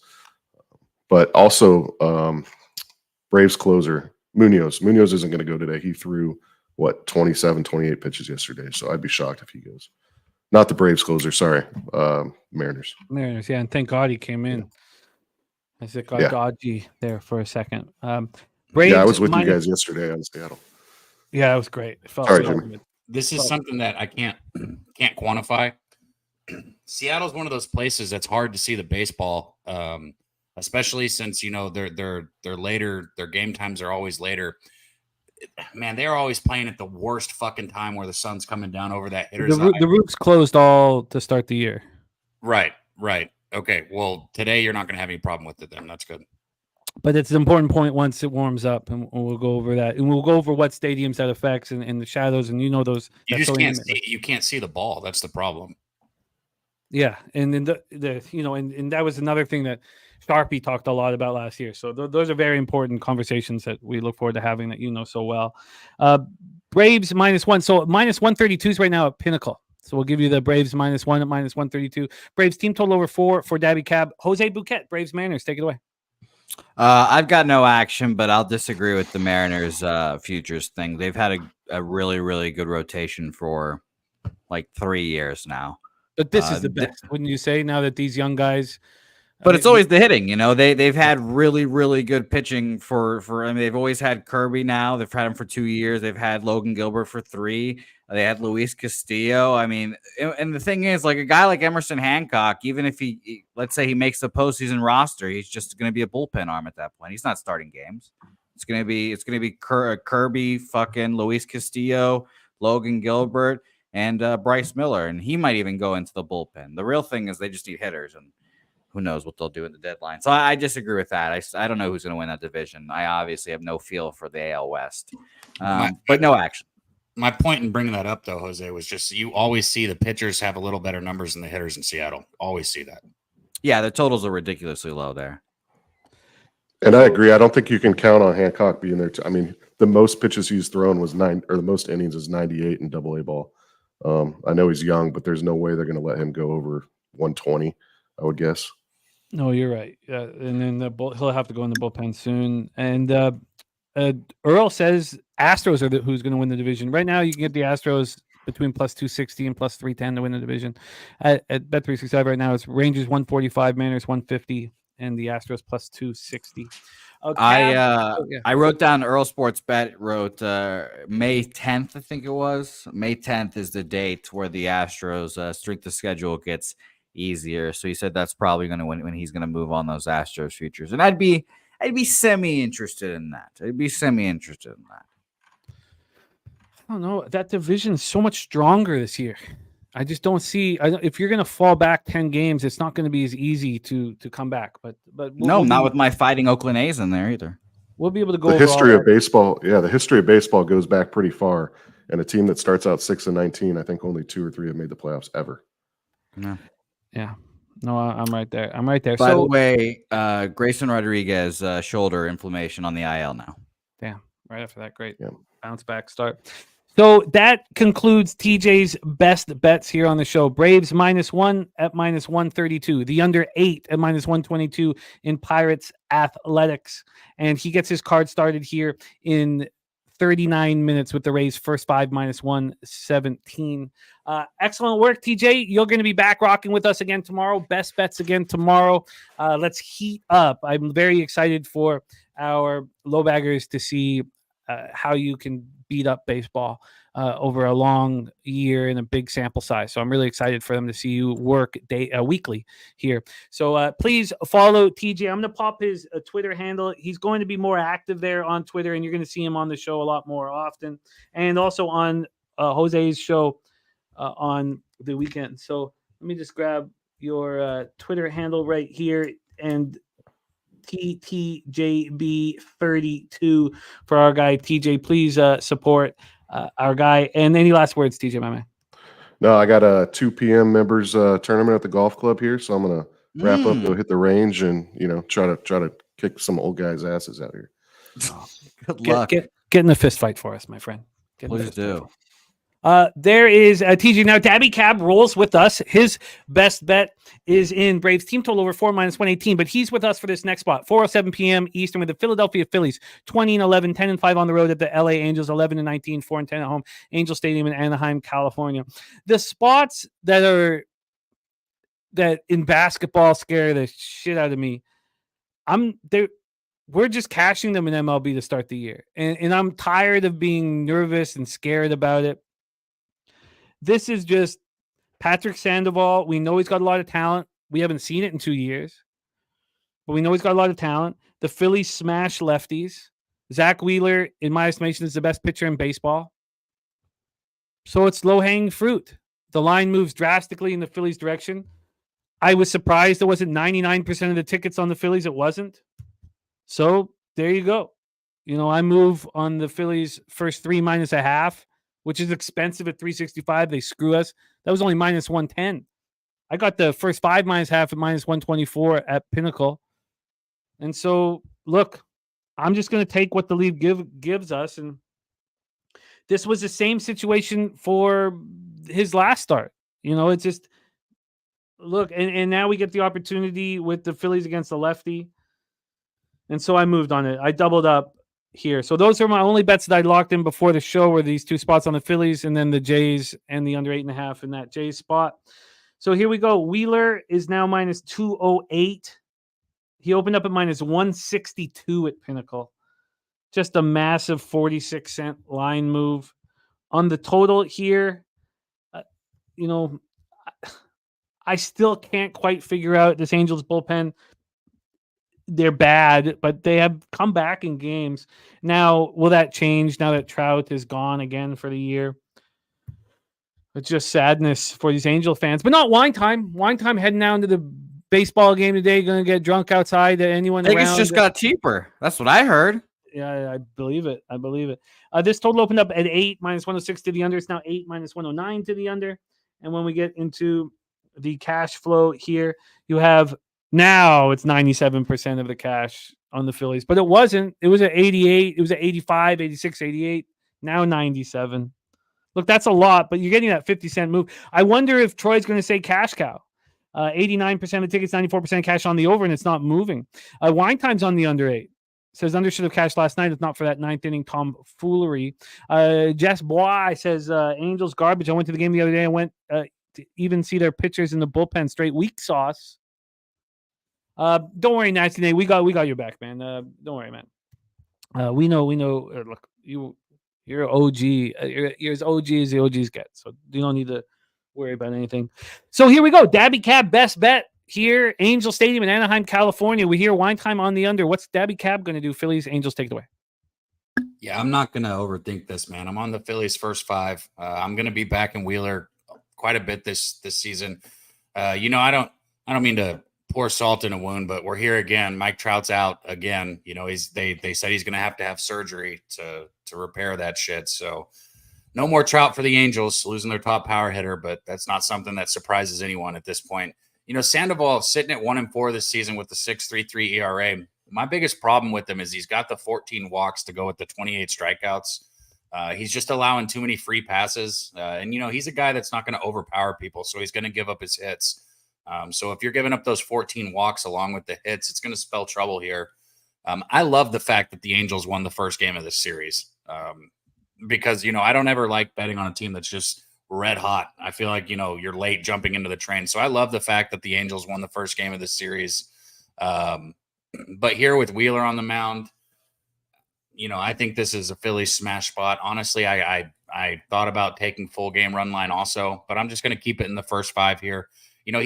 Wheeler's third right now in the majors with his 46 strikeouts, obviously the 1.93 ERA. And if he would get a little more run support, he'd have a better record. That's the only thing the Phillies haven't done is support him. However, they did give him run support last game. You were on that first 3 and the first 5 with me. So let's see if we can get that run support again here for him. Phillies first 5 -0.5. I love it. I love it. And that's the same. I believe that's the exact. I just saw your tweet. I went over to you, and I think that's the same line that I got here as well. Yes, exact same line. Let's hear Jose Bouquet. Are you with us here with the Phillies? It's a very public play, but the line's moving drastically in their direction. What are your thoughts? Yeah, no action for me here. I don't want to run lines and the juice is too high, but the 3-leg parlay of super juice favorites that the line moved towards them was Atlanta, Philadelphia, Minnesota. So I'm not playing it, just throwing that out there, but no action for me to keep it short and sweet. Daby Cab on the Phillies first 5 -0.5, and he's on the Braves team total over. And Daby Cab going to be rolling with us here near the end of our show. He's got Cleveland Guardians and Houston Astros for the next spot. So Daby Cab will be bringing you in a little bit. Sounds good. All right, there he is, Dabra Cadabra here. Let's move on. Jose, 4:10 p.m. Eastern with the Cincinnati Reds, 16-14, 7-7 on the road at San Diego Padres, 15-18, 7-12 at home. We're at Petco Park in San Diego, California. We have Graham Ashcraft going up against Joe Musgrove. Now I have no idea what to do with Joe Musgrove. At first, we were going to fade him. Then he had that great start. I mean, because the reason why I say this is because they would have sent him to the 15-day IL already, right? I mean, yes, I agree. So the Padres brass are saying that he's completely healthy and will pitch his way out of that. So now I don't know what's going on. No, I agree with that, though. He was hurt in the early part of spring and just didn't get enough innings in, so he had to pitch his way to it. And I think he just eventually has pitched his way to, feeling decent about himself. Now, obviously, he got fucking crushed against Philadelphia, but it's a good lineup, obviously, and that shit happens. I want to stop here for a second. Unfortunately, here, can you flip back to that last game quickly? Sure. Here? Why are we not with wine time on the under? It's a good question. I don't know. We have all this cash on the over. You're sitting here with 89% of tickets and 94% of cash on the over. Wine time confident on the under. Wheeler should be able to roll through this team. All we need is Sandoval to pitch decent. What was the weather again? The weather was 70 Fahrenheit, 8.4 miles per hour out. I mean, that's sort of offensive weather. You have the Angels bullpen's now the worst in baseball. 5.61 ERA, 1.41 whip. I guess marginally Phillies. But is it because the bullpens are so bad? They're the 2 worst rated bullpens in the league right now. I mean, it's semi-interesting because the juice is going down towards the under, and bad bullpens, good bullpens, when we see this market movement, it always seems to find its way under, and it seems like those bullpen arms have good nights when this shit happens. So I honestly don't worry about the bullpen ranks in a situation like that. But it's semi-interesting for sure. It's one of those situations, if it went to 7.5, I'd be much, much more confident about the under here. And I'm definitely interested in it. There's been a 3-cent move to the under. There had been a 8-cent move to the under. Okay. All right. I'm just going to leave it as a note that maybe the full game under, and I'm just going to wine time. Sorry. I just wanted to make sure that we did at least our due diligence in case. Okay. No, appreciate it. And by the way, Weinstein says that it's always the first inning for Sandoval. So if you can escape the first inning, we should be good sailing through there. All those Angels pitchers, Griffin Canning, same fucking thing. Okay. In that last Griffin Canning start, I was thinking of Joe Yurkovich in my head telling me, that he's below average, and then it made me bet the first 5. Just because I was like, I'm going to show Joe. Of course, they lose the first 5 and win the whole game, the full game, which made me like so angry. And Joe's my friend. I mean, why? Okay, all right, let's go. Why do I harbor hate in my heart for Joe? I don't harbor hate, but he made me. Okay, let's go back. Let's go back to the Reds Padres here with Musgrove, Ashcraft. Canning certainly looked like a below average pitcher in that start. So here we go. We have Gifted Cartel saying Musgrove gave up 4 home runs. There's Philly, and the Reds are hitting good against right-handed pitchers. Reds money line. Earl Sports says Musgrove hasn't looked the same since he cheated with the sticky stuff on his ears for Cements in the 2022 wildcard game. I thought last year he looked phenomenal at times. Yeah. Like just so trustworthy. You just knew he was going to give you. So. No, I thought he was the best pitcher on the Padres last year. Yeah. Maybe that's not saying much, but what do you mean? The Cy Young winner was on the Padres. Yeah, well, everyone, I think he was fraudulent and he found his way. I thought that was a very fortunate season by him. But yes, no, I thought Joe Musgrove was better than Snell for sure, even though he won the Cy Young. Well, and Snell already on the IL. Here we go, though. Let's talk about the weather here at Petco in San Diego, California. 66 Fahrenheit. It's warmer than usual. The game is starting early. That's why. And this one's starting at 4:10 p.m. Eastern, 1:10 Pacific. The wind is blowing 8.5 miles per hour out to right field. Stays between 8.5 and 8.7. So it's more offensive weather that we have here. Then we have this total sitting now at 8. It opened at 8. Oh, it opened at 8. Okay, I thought it opened at 8.5. So this line has not moved. This total has not moved one iota. Let's get into the money line here for this one. This money line has the Padres at minus 140. They opened up at minus 132. So an 8-cent move to the Padres and no move on the total. I mean, doesn't that tell you that Musgrove is sound? 23% of the tickets and 20% of the cash is on the under. And this total's not moving. I mean, it is still juiced to the over, though. And then from a money line standpoint, 77% of the tickets and 70% of cash is on the Padres. I mean, Musgrove now is a 6.94 ERA and 1.66 whip, 27 Ks and 13 walks over 35 innings. He's allowed 9 jacks in those innings. And this is his 3rd straight home start. I mean, he just got smashed by the Phillies, 7 earned runs, 4 jacks in that 3 2/3. But the Reds are only hitting 217 with a 669 OPS versus righties. So if there's a vividness of the Reds smashing righties, it's the Padres who smash righties, 270, 743 OPS. And then when we get, to the bullpen, the Padres bullpen's been middling, 4.11 ERA. They've converted 10 of 13 save opportunities, 1.27 whip, 248 opponents at batting average. Reds bullpen's been good, 3.75 ERA, converted 6 of 8, 1.30 whip, 227 opponents batting average. Take it away here for us. Graham Ashcraft coming off that great start at Texas, 6 1/3, 1 earned run against a team that hits righties hard. A 1.29 whip. It seems like he's bounced back from a difficult start to the year. Take it away, Jose. Ashcraft, Musgrove, Reds, Padres. Yeah, I've got no action on this one. I've gone back and forth. I actually kind of lean with Troy, and I thought the Reds were the play here, but the line in the market kept moving toward the Padres, and it's just kind of kept me off. Ashcraft used to be one of my guys. I don't trust either pitcher here, really. So maybe an over here. I don't know, but it was no action for me here. One of the more difficult games on the schedule for me here, but. As I'm looking at the total market, I'm seeing 77% of the bets and 80% of the money on the over. And funny enough, there's some 8.5s, like bookmakers putting up an 8.5 for some reason. I don't know what that is, but yeah, no action here for me. At least it's a juiced under 8.5. So you could tell me again that's an 8, but nothing for me. Yeah. What is Will Hill done with this? They opened it at 8, had it up at 8.5 for a while, and brought it back to 8. I guess I should just leave Musgrove alone. But don't you think the market is indicating that he's going to have a good start here, his 3rd straight home start? Isn't that what the market is indicating? People are still betting the Padres despite his, inflated numbers. Yeah, the market, like I said, with all that money on the total, on the over, and no movement, definitely makes me feel like it's another kind of game. And Troy saying his xERA and xBA are worse than his actual. Says a bad pitcher expected to get worse. Okay, I guess I'll leave that alone. But I'm just going to put a little note here so I look at the under a little bit more after the show with the question marks.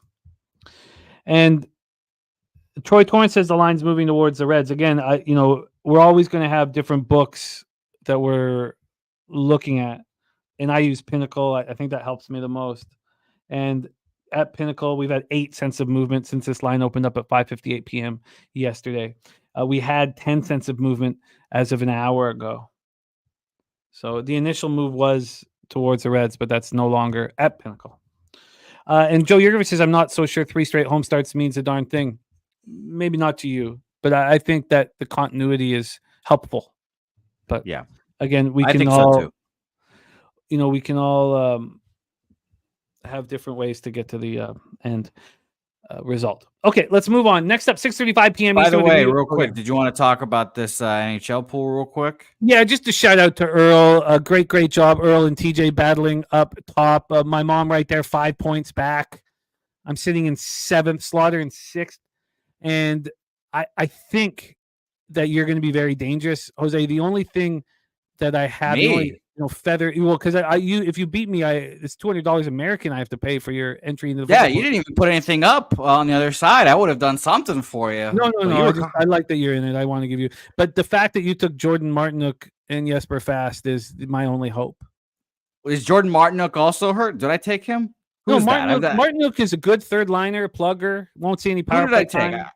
Oh, there he is. I don't know. I've never heard of this human in my life. Jesus Christ. Yeah, I saw that Fast was out for the playoffs, huh? Yeah, I put a big smile on my face. That hurt my feelings a little bit. Yeah, that was tough. That was tough. But right now, let's go back up to the top. Congratulations. Well, not congratulations yet, but excellent work from Earl Sports Bets up top. TJ 4 back.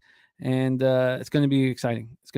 And shout out to our Swiggy, Sean Wigg, for making it look so good. All right, let's roll on. Let me make this smaller so I don't have to see my face. New York Yankees, 19-12, 11-7 on the road at the Baltimore Orioles, 19-10, 11-6 at home, Camden Yards in Baltimore, Maryland. Weather-wise here, 81 Fahrenheit, 7.8 miles per hour left to right. It gets down to 5.4 miles per hour.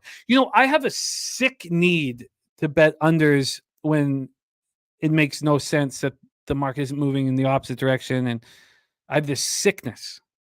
I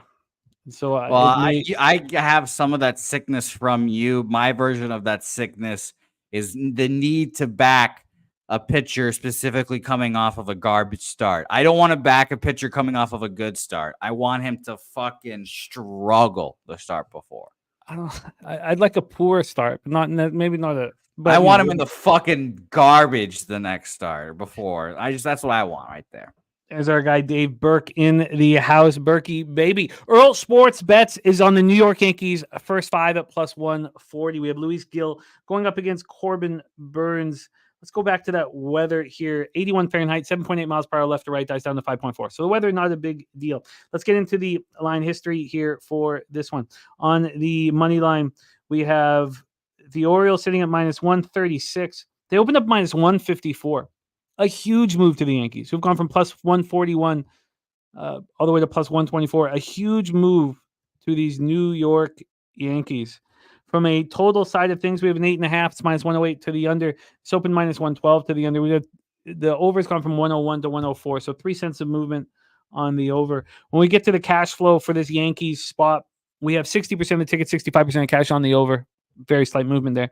Then we only have 21% of the tickets and 34% of the cash on the New York Yankees. And the line's moving towards them.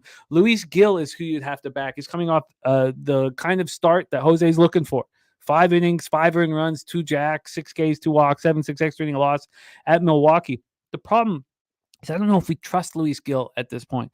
But 4.01 ERA, 35 strikeouts and 24 2/3, but he's walked 19 batters. He's only allowed 2 jacks, but 35 and 19 K to walk ratio, probably not what he's hoping for. Corbin Burns undefeated as a Baltimore Oriole, 3-0, 2.55 ERA, 0.93 whip, 35 Ks and 35 in the third, 8 walks, 5 jacks. Coming off a 3-2 loss at home versus the Oakland A's. That was when he went up against Stripling, and Stripling had a really nice start. Mally Mal says, give me the Orioles first 5. Yankees versus righties, 252, 733 OPS. Orioles, 245, 744 OPS. And this New York Yankees bullpen continues to deliver 2.59 ERA, converted 13 of 18, 1.13 whip, and 203 opponents batting average. The Orioles bullpen, 3.81 ERA, 1.16 whip, 223 opponents batting average. Two good bullpens, except one has Kimbrel on it. Take it away for us here, Jose. Yanks, Orioles. I mean, let's start off with this. I started the series off by saying the Yankees would make a statement and come for the Orioles next year. They have not. They have not done that at all. However, I don't think they get swept here, Jimmy. They make a stand. They make a stand here, and I will back my guy, Luis Gil. I have backed him probably the most of any of these Yankee starters. Why specifically him? Because the odds are probably the best with him because everyone thinks he sucks, and I do not think he is that bad. You've read the market, Jimmy. You read it. Everyone on the Orioles, 70 whatever the percent of the money in the bets are on the Orioles, and the line is moved towards the Yankees. This is just an auto play for me every time. Full game, Yankees money line plus 128. Jose on the Yankees at plus 128. Well, I'm interested in joining you. I'm interested. Yeah, I'll bet this every time. I mean, I feel like this has been my most profitable angle in baseball, and I mean, it makes just a lot of sense for me. So, yeah, and sometimes it leads you to bet on shitty teams, but you have to bet on shitty teams to make a profit. I think so. I'll take it. All right, let's roll on. I'm very interested in joining you. 6:40 p.m. Eastern with the Colorado Rockies, 7-22, 2-12 on the road. At the Miami Marlins, 7-24, 3-15 at home at Lone Depot Park in Miami, Florida. Shout out to Steve G and Billy Friedrich. First, Steve G, who has been continually milking the poor play of the Colorado Rockies, betting against them every single game and succeeding with it. And shout out to Billy Friedrich. And the Pig Milk play today is full game over 9 at minus 103. The Pig Milk play today is 20-13 plus 8.44 units. We're in Lone Depot Park. Dakota Hudson versus Roddery Munoz. First career start for Munoz was nice. 5 innings, 2 hits, 2 earned. There were solo shots, 7 Ks, 1 walk, and a 5-3 loss at the Cubs. Roddery Munoz seems like the real deal here. 24 years old, just turned 24 out of the Dominican Republic. Be right back. Okay. This year in Jacksonville, he's struggled. 8.62 ERA. He's had 3 starts. He's been in 4 games, 15 2/3. He's allowed 15 earned runs. He struck out 9 and walked 14. Struck out 9 and walked 14. Very, very strange. And then he comes up and he shoves. I do not know what Roddery Munoz is going to do here. I really don't. Thank you, Sancho, my man. Jess Boat, fading the Marlins. I do not know what he's going to do. Earl Sports Bet says this will be the 31st straight game I bet against the Marlins. Said they're going to be last place team this year. Rockies plus 125. Roddery Munoz versus Dakota Hudson. Dakota Hudson coming off getting lit up and smoked. Dakota Hudson, at one point in his career, we could trust him in St. Louis at home. Now we just can't trust him anywhere. 0-4, 6.57 ERA, 1.78 whip, 16 Ks, 15 walks. I mean, how this Cardinals pitching staff didn't want anything to do with him. Going up against Munoz, both teams can't hit righties. Rockies 244, 688. Marlins 231, 634 OPS. And when you talk about the bullpens, these are 2 horrible bullpens. Rockies 5.45 ERA, converted 3 of 6 save opportunities, 1.62 whip, 289 opponents batting average. Marlins 4.77 ERA, have converted 4 of 12 save opportunities, 1.51 whip, 267 opponents batting average. Let's get into the line history. It is so funny. I was beating myself up nonstop for not being on the Rockies yesterday. And then I'm not sure if I would have moved to the first 5 or not. I have no idea if I would have, but I was beating myself up. And then of course they fall apart in the 9th. They still open up at 8 minus 104 to the over. It's now at 9 minus 111 to the over. We have a legit move to said over. And then from a money line side of things, we're dealing with the Marlins at minus 139. That's where they open, and that's where they are at minus 139. We take a look at the cash flow for this one. You have 80% of tickets, 84% of cash on the over, the line moving in that direction. And then you have 83% of tickets and 89% of the cash on the Marlins. The line is not moving in their direction. Take it away for us here, Jose. Pig Milk on the over 9, moving in that direction. Steve G fading the Rockies here. This line movement would tell me to fade the Marlins. Take it away, Jose. Yeah, I think I'd be in the industry of just betting against the Marlins every time they're favored. I don't think they should be favored against anyone, not even the Rockies, truthfully. So I'd fade the Marlins here, and I'd lean under here, actually. Just, it's the most obvious over on the board. At the very least, the line has gone up, like a full run. So I'd probably lean under or over, excuse me, but I just don't want anything to do with it. So no action for me here, but definitely would rather bet the Rockies than the Marlins. Yeah, I don't want to get involved. I do think Billy's in a nice spot with the over 9. I just can't sit here and say, oh, I trust Dakota Hudson more than I trust Rodri Munoz. I mean, it's just ridiculous here. Dabby says Marlins were favored 3 times against the Nationals and lost every game. All right, I'm moving on. But again, Billy Friedrich, Big Milk play today. Rockies, Marlins, full game over at 9 minus 103.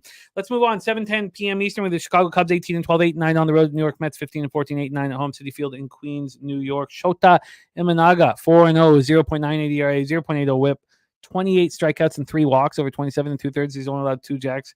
Looks like the real deal. Let's get into the line history here for Cubbies Mets. I looked at this line and I was shocked to see how short it was, and then I was shocked to even more to see when it opened. Well, I'm looking forward to hear Bet Online's opener. Pinnacle's opener was minus 110, so this got up to minus 132 at 11:30 this morning. It's back at minus 120. So we've had 10 cents of movement at penny.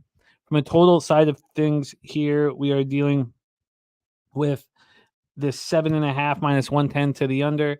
It opened up minus 119 to the under. So we've had, on the over side of things, an 8-cent move from plus 106 to minus 102.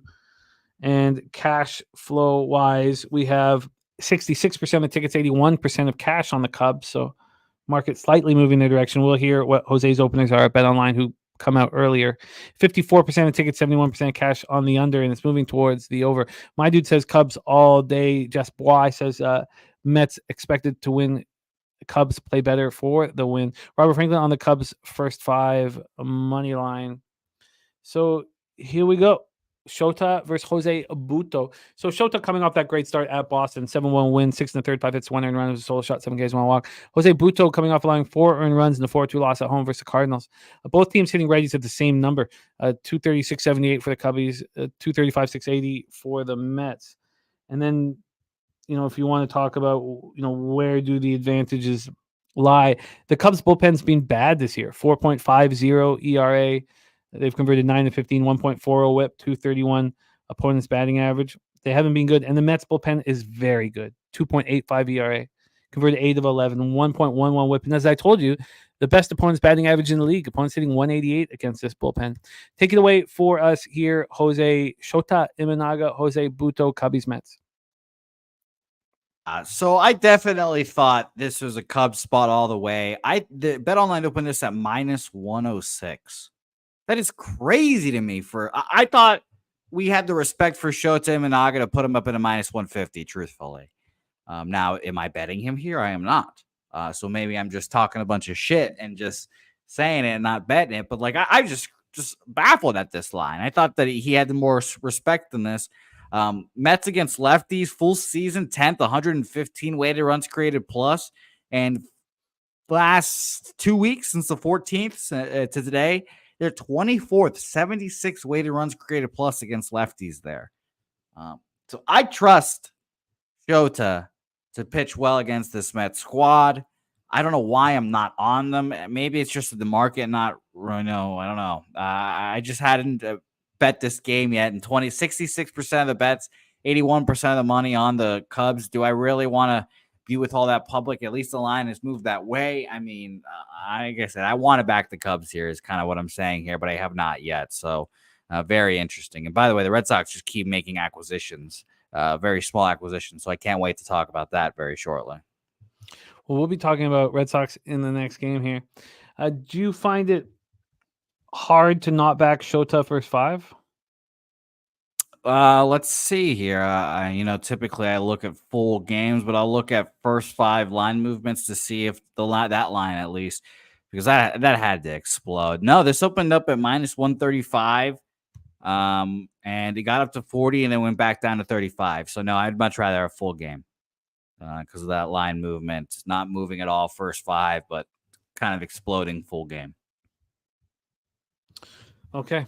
We have no action from Jose and I in Cubbies Mets.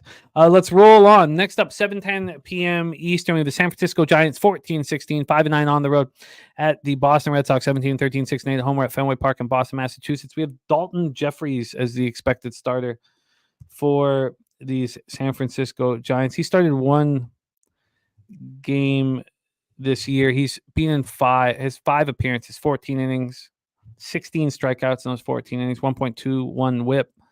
He's got 2.57 ERA. Coming off Tommy John, he didn't pitch in 2023.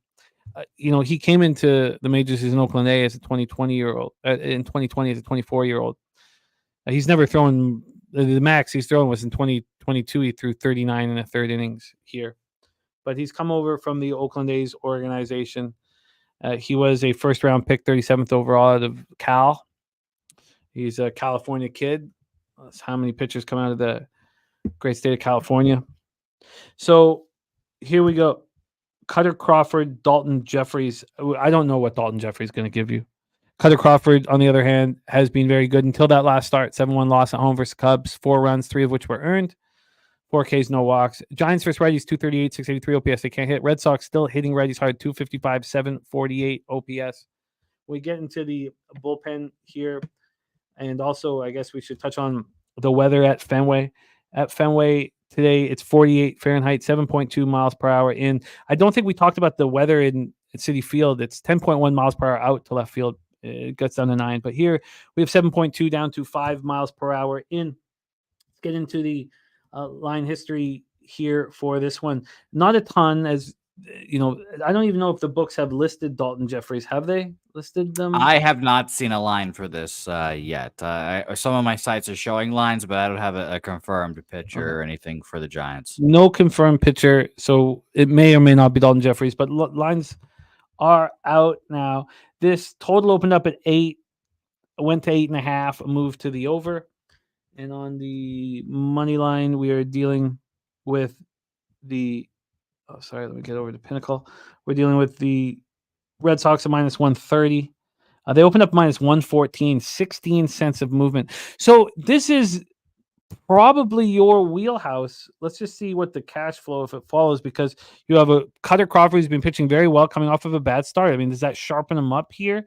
We have 80% of the tickets and 94% of cash on the Red Sox. I mean, is 14 cents enough? Probably. I don't know. You can answer that. 63% of the tickets, 72% cash on the over. It's moved up a half run. I mean, the market's saying this is Red Sox and the over. Take it away, Jose. Giants, Red Sox. Yeah, I like the Red Sox here. I just obviously, don't know who's pitching for the Giants. They were smacking the ball off Logan Webb. It was quite impressive. I think it's going to be a continue fade the Red Sox or fade the Red Sox against lefties. You have a chance to back up against righties because they'll continue to get crushed against lefties. But obviously the issue is I just don't have any lines here, and I don't feel like this market isn't very widely available.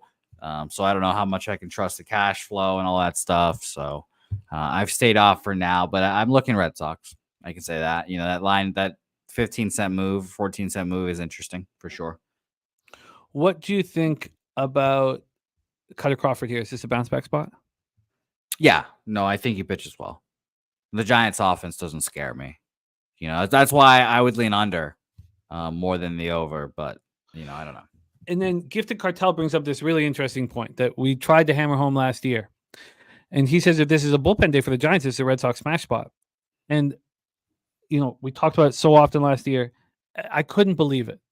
Every time a horrible bullpen had a bullpen day, at first I was fading them, and I lost my shirt.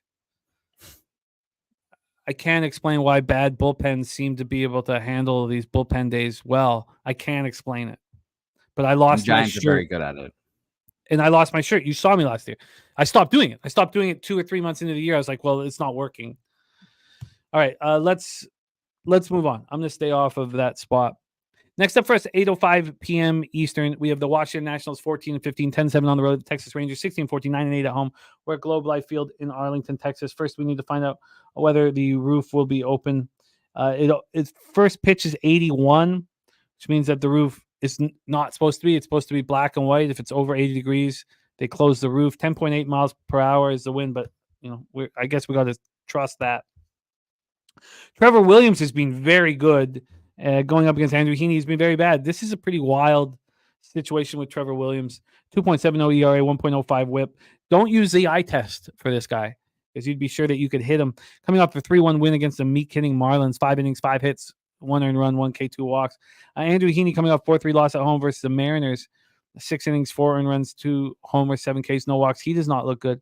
The Nats aren't hitting lefties, 218, 655 OPS, and the Rangers are hitting righties, 253, 739 OPS. I know you've made a ton of money backing the Nationals. I know that you've done that. Your bullpen's been okay. 4 ERA, converted 9 of 14 save opportunities, 1.48 whip, 267 opponents batting average. And these Texas Rangers, the bullpen, has been poor. But it's been improving. I'm surprised that I say that. It's now a 3.96 ERA. I thought they'd been bad. It's amazing that the Rangers have only had 9 save opportunities this year, defending World Series champs, 6 of 9 in those situations, 1.21 whip, 216 points batting average. Their numbers are improving quite quickly. Let's get into the line history and the cash flow for this one. This was my lone loss on yesterday's card, 7-1 plus 6.44 units. I had Washington first 5, and they were up 1-0 going to the bottom of the 4th. This total sitting at 9. It's minus 108 to the under, open minus 112 to the under, a very, very slight move to the over. And on the money line, we are sitting here with these Rangers at minus 180. They opened up at minus 146. Wow. 34 cents of movement towards the Texas Rangers. That is big. When we get to the cash flow here on this one, we have 85% of tickets, 85% of cash on the over, 88% of tickets, 85% of cash on the Rangers. Now, is this the cash cow spot? Because it is the home favorite, market moving heavily towards them, public on them. Take it away, Jose. Nats, Rangers. No action for me. Again, Troy, let us know if it's cash cow. I'm sure. I think you need a couple of more cents, I guess. I don't know what the range was. I guess he needs it to minus 200, doesn't he? Something like that. I think it's like minus 190, but I'm not 100% sure, obviously. But I don't trust Andrew Heaney. That's the word's easiest to say. I mean, he's not won a game, or his team has not won a game and one he's pitched yet. By the way, Aiden Hill confirmed. Wow.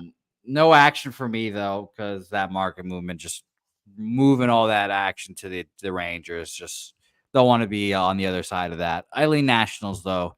Just Trevor Williams is going up against a good lineup, so no action. Yeah, I don't know what Trevor Williams is going to do if his soft ass shit is going to work here. I'd potentially lean under again. I mean, we cashed the under yesterday barely by a half run, but I'd potentially lean under here again just because I don't trust the Nationals. Nationals against lefties, their numbers are bad, but how long is Andrew Heaney going to be in there? 3 innings, 4 innings? We'll see. But I will say that over the last 2 weeks, the Nationals against lefties, 128 weighted runs created plus compared to a full season of 87. Yeah, they've been bad. Wow, interesting. That's very interesting. I didn't know that. So yeah, they've been hot recently. If I was gonna, if I was told make one bet on this game, I think I would much rather bet like Nats to score first or something like that. But yeah, no action. And Troy saying some shops open this at minus 198, then 2 hours later moved it to minus 168. Wow, I had no idea that had been the case. I'm off of this as well. Let's move on to the next spot on the board, and we welcome back for his third best bet, our guy Daby Cab to the show. Daby, welcome back, my friend. Justin McKelvey is on Jose Altuve over 1.5 bases in this Guardians Astros spot. That's at plus 108 for the Stacks play of the day. We're at Minute Maid in Houston. These Guardians 19-10, 11-6 on the road. Astros 10-19, 5-9 at home. We have Tristan McKenzie going up against Justin Verlander. Verlander looks great to start the year. Verlander 1-0, 1.74 ERA, 1.06 whip, 10 in the third, 11 Ks, 4 walks, and a jack.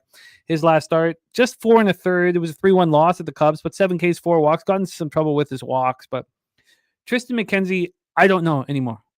And Jose, what is the exact injury? Because I want Dabby to touch on it. What is the exact? I injury? think TJ said he was like a partial tear in his UCL, and he think he was just pitching through it. That's what TJ said that one day.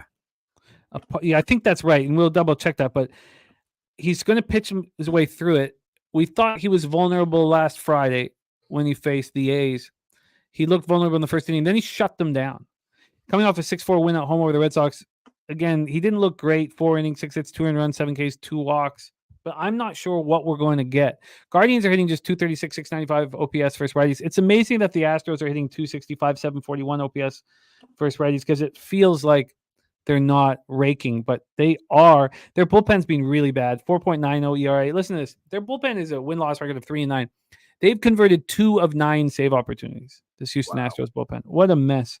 1.42 whip, 252 opponents batting average, an absolute mess. The Guardians, we know what they do. Their bullpen's always elite. 2.49 ERA. Now they've only converted 10 of 16 save opportunities, but 1.06 whip, 209 opponents batting average.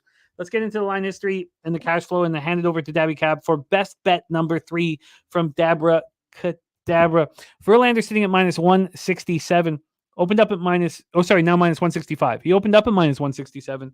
A very, very slight move to the Cleveland Guardians.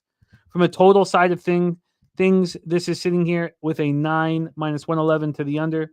It opened up at 8.5. It moved to 9 about an hour and a half ago. And then when we get to the cash flow for this spot, we have 72% of the tickets and 82% of the cash on the over the line moving in that direction. 60. Oh, shoot. Sorry, that's the wrong one. My bad. Sorry. Oh, was that wrong? No, that was right. 72% of tickets, 68% cash on the overline moving in that direction. Then we have 16% of the tickets and 33% of the cash on the Cleveland Guardians.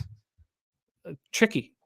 Do we move here and support the market that's saying that the Guardians are live? Let's hear what Daby Cab's best bet is here. Take it away, Daby, and touch on this UCL issue that Tristan McKenzie is going through. Did you have any teammates deal with this? Take it away, McKenzie Verlander. Oh, that's your foot, right? That's in your foot? No, it's his elbow. Oh, it's in his elbow? UCL. Oh, UCL. Okay. Yeah. Okay. If it's the same tear that he was dealing with last year, it's not a good place to be, man. I can tell you that right now, because McKenzie was out majority of the last season. Was it the same? Let me pull this up really quick. 1 second. Was this the same injury that he was dealing with last year? Do you guys know? I don't know if it's the same. I'm pretty sure it is. Yeah, it is. I think he had UCL surgery last year. Yeah. Yeah, that's what I'm saying. If this is the same thing that he was dealing with last year, obviously it's a problem. Might be a bigger problem than we want to, acknowledge if he's still dealing with the same injury. And just trying to pitch through it after having, a whole year of dealing with it. That tells me, something's not right. So Benjamin Mills said he didn't have surgery. So that's why he's trying to pitch through it. He tried to let it heal on its own. And obviously maybe it didn't heal. Maybe it's not going to. He might have to get that surgery. So I wouldn't want to back McKenzie if he's dealing with that right now. So, you touched on Houston with how bad they've been this season. Their batting average at home is 287. Against right-handers, they're hitting 267. So as bad as they've been, there's a couple bright spots right there. Verlander's been very good both of his first 2 outings. I don't trust this Astros bullpen one bit, and I would not bet full game with the Astros. I wouldn't even consider it. But first 5, I'll take the Astros. I'll get behind Verlander. I got the Astros first 5 here on the run line. I'm going to back Verlander. I'm going to trust that they're going to be able to do enough. We talk about whether or not this team's going to start winning or not. If they're going to start winning, getting behind their ace is a place to do it. And we've been on the show talking about Verlander both of his first 2 starts. And I said the same thing. This is a struggling team. They've got their ace on the mound. They need to get behind him. I know he lost the last game, but he would have catched the first 5. The Astros were ahead 1-0 at the end of the 5th inning.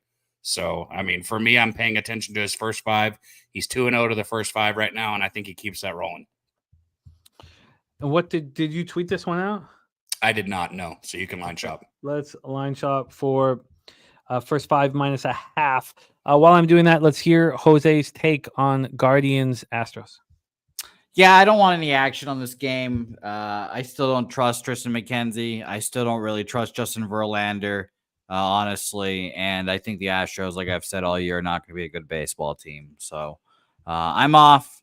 I'll be interested, like I said earlier in the program, to take some futures with them later on May 10th, just to have that in my back pocket as good value. But I still don't believe in this Astros bullpen. I don't trust their front office to make the smart decisions on who to bring up and bring down. They're bringing up one of their top prospects in this game, but he's a hitter. Doesn't really matter because they need pitchers. So I'm off this game. I don't trust the Astros as a whole.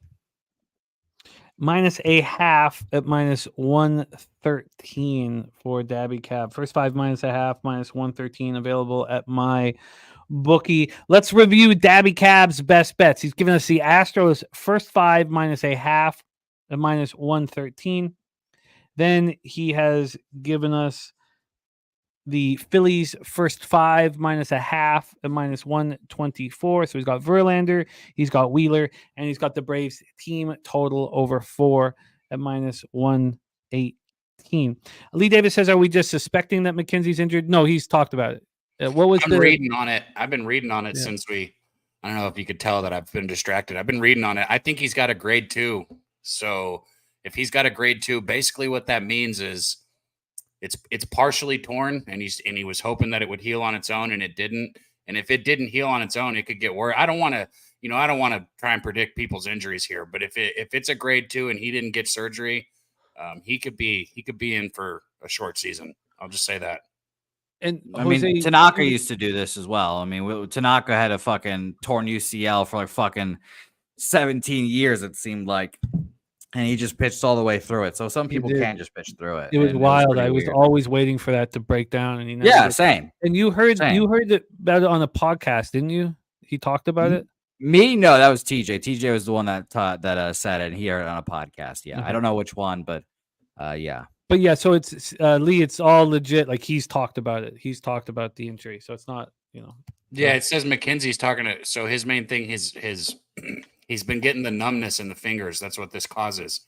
I remember feeling that. If his fingers are going numb and they graded it at a grade 2 and he's still having issues with it, he's not in a situation I'd want to be in. I'll say that right now. I love it. Daby Cab, we will see you again tomorrow and throughout the week, Wednesdays through Fridays. Best bets from Daby Cab. He's hit 3 straight, and the black is in reach. So keep up the great work, Daby Cab. Any last words for the Capper Sport in the show? Man, I'll be right back here with you guys tomorrow. But hit the like button. Jimmy doesn't ask for it, so I'll say it. Give him 200 likes. Maybe we'll find a way to. Jose and I have been doing giveaways on the sesh. Maybe we hit 200. Maybe I'll do a giveaway tomorrow. We'll see. I love it. Thank you for rolling with us, Daby. Well, Jimmy, what Daby won't tell you, though, is that his giveaways are like, you have to guess the exact numbers of home runs today, and you have to guess someone that hits the home run. If you do those 2 things, then I'll give you $25. So Daby doesn't want to give away his money is basically what he does there. He works hard, man. He works hard for his money. Works hard for his money. Respect. By the way, don't forget, as always, it's Wednesday. Gold member races today. You all right? Gold member races. We also have one more game in MLB to cap, but we got Billy Brisbane waiting in the wings. 14-2 is Brizzy in his last 16 bets here on Betting with the Bag. 14-2 plus 11.55 units. So I'm looking forward to watching him rock with us. So let's roll into the last spot on the board. Los Angeles Dodgers 19-13, 10-5 on the road. Arizona Diamondbacks 14-17, 8-7 at home at Chase Field, Phoenix, Arizona. We know that the roof is going to be open. We went over that yesterday. But just in case with the whole B fiasco, let's just double check. What a pain in the fucking ass that was. Holy shit, I was pissed off. I was sitting there just watching. I was like, bees. That's a shitload of bees. In my head, I was like, how the fuck are they get these down? 2 hours? 2 hours away? Oh, my God. I was actually happy because I was having such a huge night. I was like, let's just call it a day. Get me the void. Let's go 7-1 and call it a day. I was actually kind of happy. I was disgusted. I was like, yeah, I'm not staying up to watch this shit. And that's when I decided I'm going to sleep. I don't know how you're able to do that. Like when money's on the line, it's just me sweating it out all alone. So Troy Torrance says he's seeing massive trends suggesting Dodgers win and cover. Says database also supports the cover. Millsy in the house, MMA Locker Room, star, of course, of the MMA Locker Room podcast, our big podcast here at Pub Sports Radio. And we also have Billy Brisbane, who is a huge MMA capper, a part of that big show as well. And my 2 cents also. It's a great podcast, and that will be coming out here, I guess, tomorrow. We'll have Brizzy talk about that spot. But we have Millsy on Yoshinobu Yamamoto, 2-1, 3.54 ERA, 1.07 whip, 37 strikeouts in 28 innings. By the way, there's a great article on ESPN right now about the bookie involved with the whole Shohei thing. It's as enjoyable a read, for us and ours as you'll ever find. It's just, it's. I look forward to it. Oh, it's Okay, it's good. like it's like I couldn't. Like I was just enthralled. Like I was like, because I fucking hate listening to fucking people talk about that shit, and nobody knows what the fuck they're talking about when it comes to this shit. None of these fucking people have bet with a bookie in their life, so I have no fucking idea what it's like, and it pisses me off all the time. But I look forward to reading that now. Yeah, I understand why people are nervous about dealing with credit with bookies. I mean, it took years for me to kind of, I was fortunate that I wasn't allowed to bet anything over $500 unless I called. And I think that helps. If you don't have that kind of barrier. Yeah, that bookie was just an asshole. He knew that he was close to fucking Ohtani, and he knew that he could get this guy no limits and just fucking rake him over the coals. This is the most easiest thing ever. It's a great read. It's an absolute great read on ESPN.com right now. Let's go back to this Yamamoto Jordan Montgomery start. And Yamamoto, 6 innings, 4 hits, no run, 7 Ks, 1 walk, and 2-1 win at the Nationals is very impressive. Now he's back home against Jordan Montgomery, who's had 2 very good starts. The last one was a 5-1 loss at the Cardinals. We talked about that spot yesterday. We were on Kyle Gibson, and Gibson shoved. And the Cards got us paid late in the game, which is something they've been doing often for us, as they did yesterday. That was nice. The Dodgers are smashing lefties, 281, 764 OPS. Montgomery allowed 3 earned runs at the Cardinals. Can he get through this Dodgers lineup? The Diamondbacks versus righties, 213, 647 OPS. I also, and tell me your take on this, I don't think it's a bad thing that Montgomery had to take a day off. No. I'm glad he didn't pitch. 2-hour delay, just sitting there with your thumb up your ass. I was surprised what's his name on the Dodgers still through, Landon Knack. But he's young and didn't know any better. Yeah, I really, I think this helps him.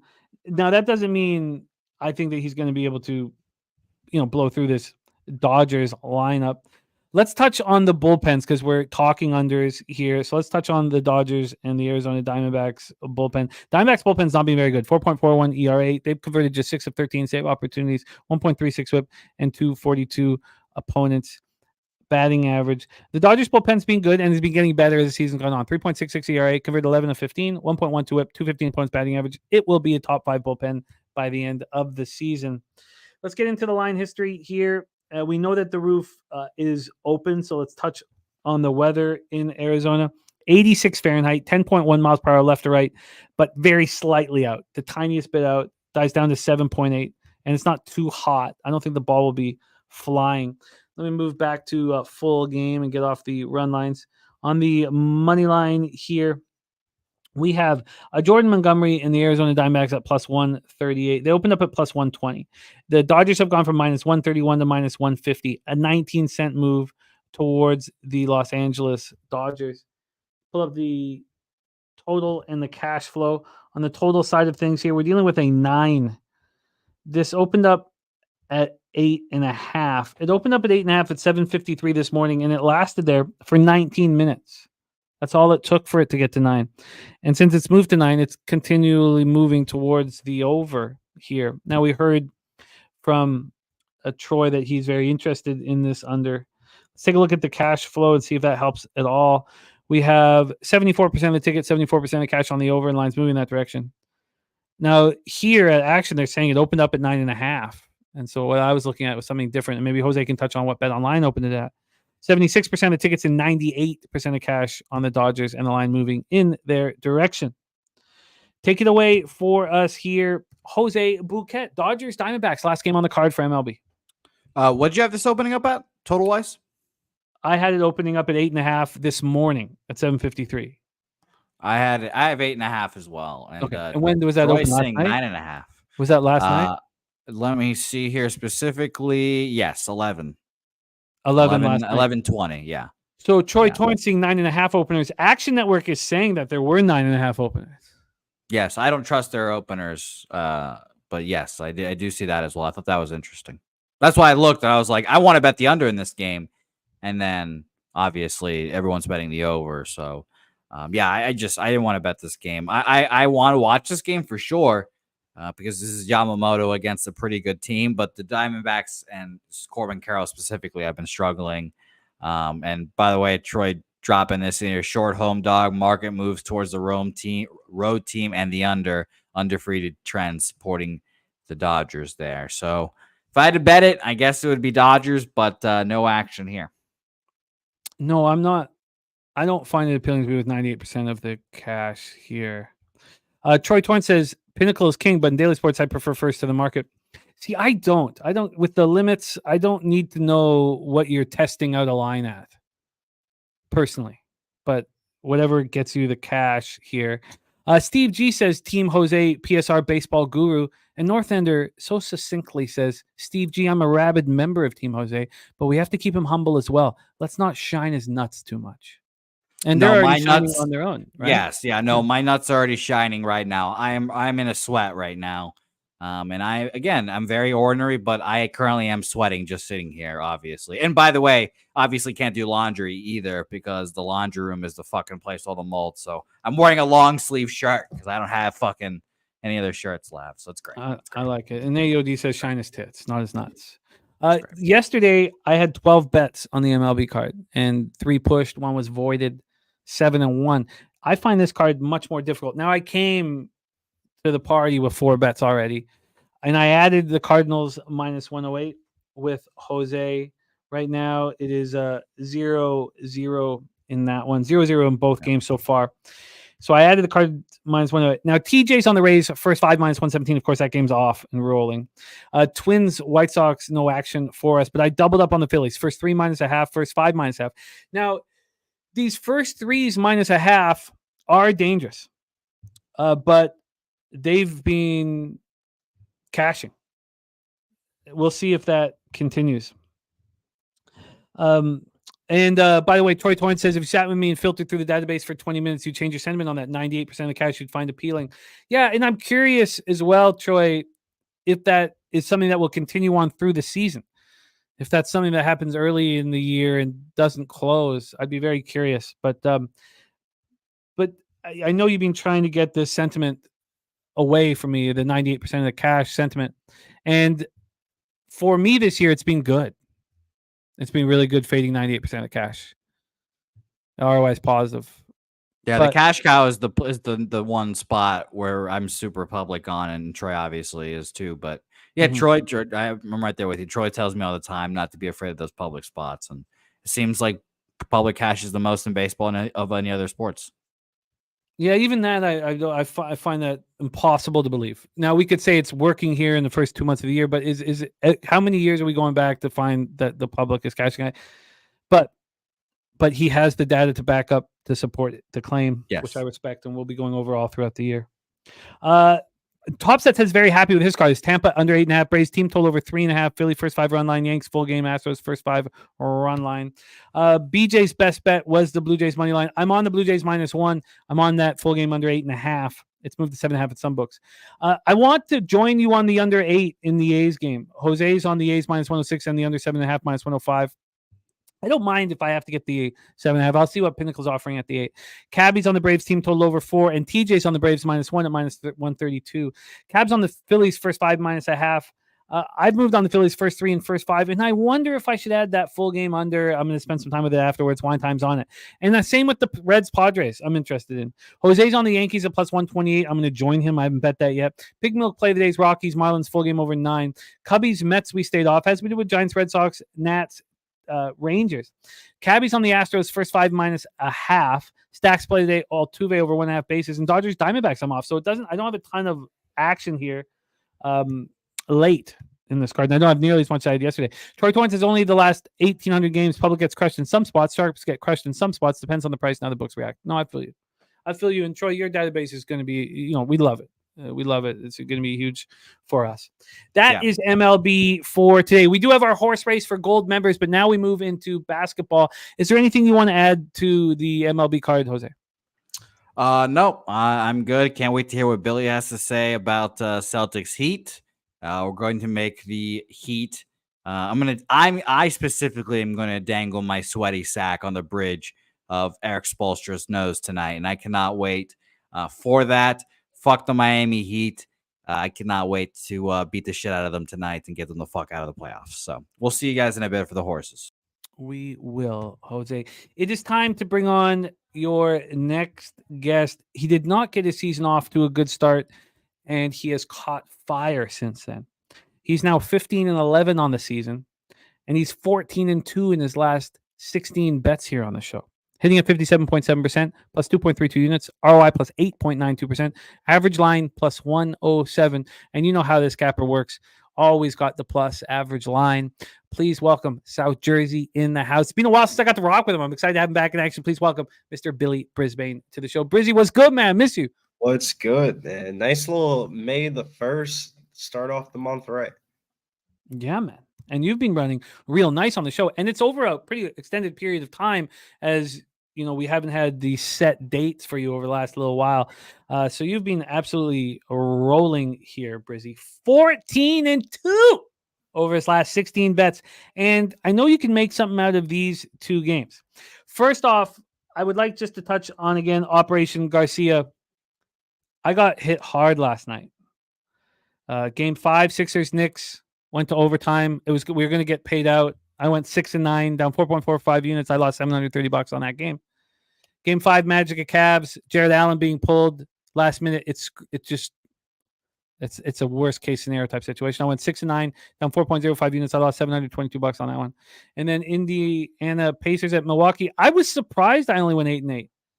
I thought I was going to do better in that game. Down 1.55 units. I lost $210 in that one. So I lost $1,662 last night on Operation Garcia. We've gone from a high of up $6,600, 6,668, I believe. I'd have to go back and check. I'm up 2,300. Overall, it's 349 wins, 295 losses, 54.2%, up 10 units flat. ROI plus 1.55%. That was a double-digit ROI. So that's that. And we'll keep following it very, very closely, and we'll probably do it multiple seasons. So again, this is something that we're learning about and doing together. This is the third year I've watched it rock. Now let's get into action here for today. Brizzy, how have the playoffs gone for you? Start off there. How have the playoffs gone for you? We're riding hot, man. I hate to be the bearer of bad news, but I needed that Sixers spot last night. Had the Sixers team total over 99.5. Miles McBride over 8.5 points. It's really been the bench players for me that have been really cashing for me. Hit 7 straight. So we're looking to continue good times. Let's do exactly that. We start in the East, first round, Game 5, Miami Heat, who are 24-17 on the road this year, at the Boston Celtics, who are 37-4 at home. We're at TD Garden in Boston. This series is being played at the slowest pace in the playoffs, 90.75 possessions a game, and they've been shooting very similar numbers. The Heat are shooting 44.5 from the field, while the Celtics are 45.8. The Heat are shooting 37.6 from 3, while the Celtics are shooting 38.1 from 3. Earl Sports Bets has moved on Miami Heat plus 14.5. Troy Torrance says day-to-day over-under dichotomy continues, sets up for unders today as there were overs last night. Let's get into this line history here. I mean, it's so funny how things work. One thing that's happened to me now is if I get off to a really good start, I'm concerned. It's so weird. I cashed that first half under in Knicks Sixers. I had the full game under. I had all the player props. I had the Cavs first half. I was like, let's sweep this board. And I'm the only one in the fucking world who lost money on the Milwaukee Bucks last night. Okay. I mean, this fucking pissed me off so much. A really bad night in NBA where I didn't think the capping was that bad, but blew up in my face. Let's get into the line history here. We already heard that Earl is on the Heat at plus 14.5. This opened up with the Heat plus 13.5, and now they're at plus 14. Now it is juiced to the Heat, but we have this half-point move to the Boston Celtics. When we get to the total in this one, we're dealing with a 200. It's minus 112 to the it's switched. Yeah, minus 112 to the over. This opened at 200, minus 102 to the over. So we've had 10 cents of movement towards the over.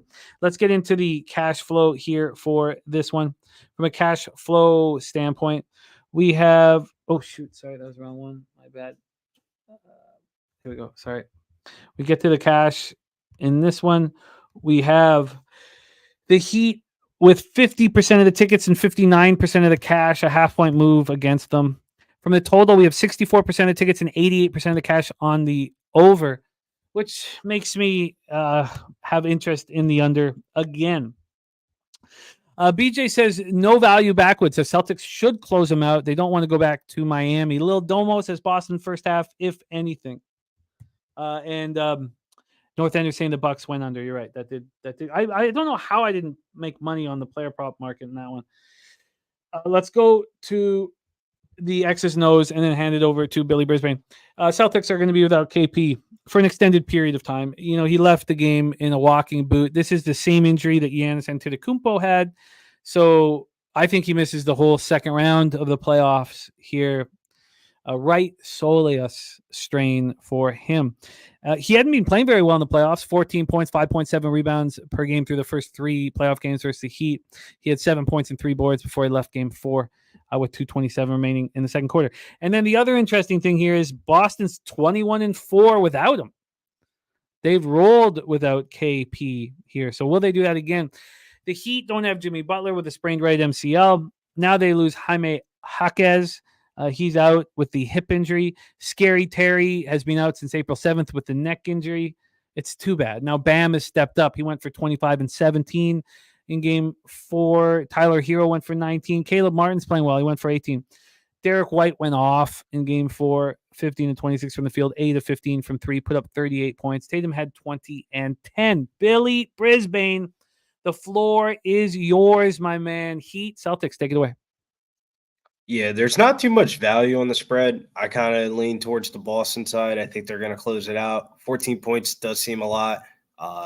Teams since 2003 that are favored in game 5 and on of 12.5 points or more, or 1-6-1 ATS. So I kind of want to stay off the side. I found some value in the player prop section here. Sam Hauser over 9.5 points and rebounds at minus 115, bet 365.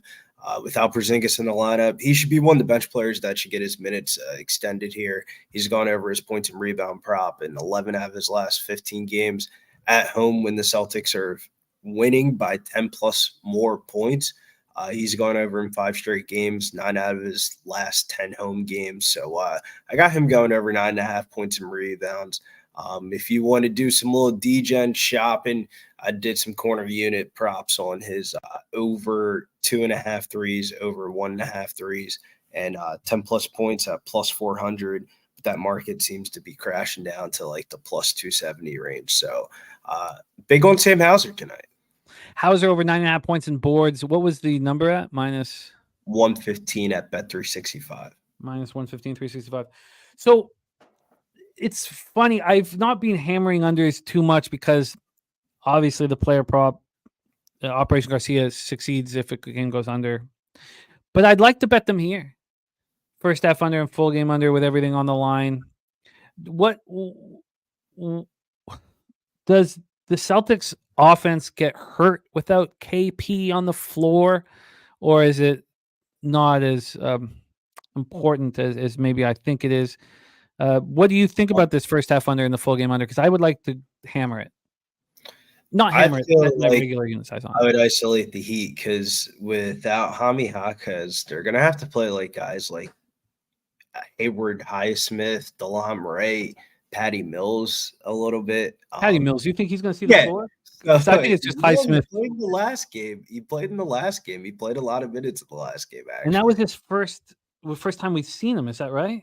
Yeah, I didn't even know he was on the Miami Heat, to be honest with you. Like, it was like watching Gallinari play last night. I was like, what are we in, like, 2014? I'm watching Dalino Gallinari play playoff minutes, but as I digress, I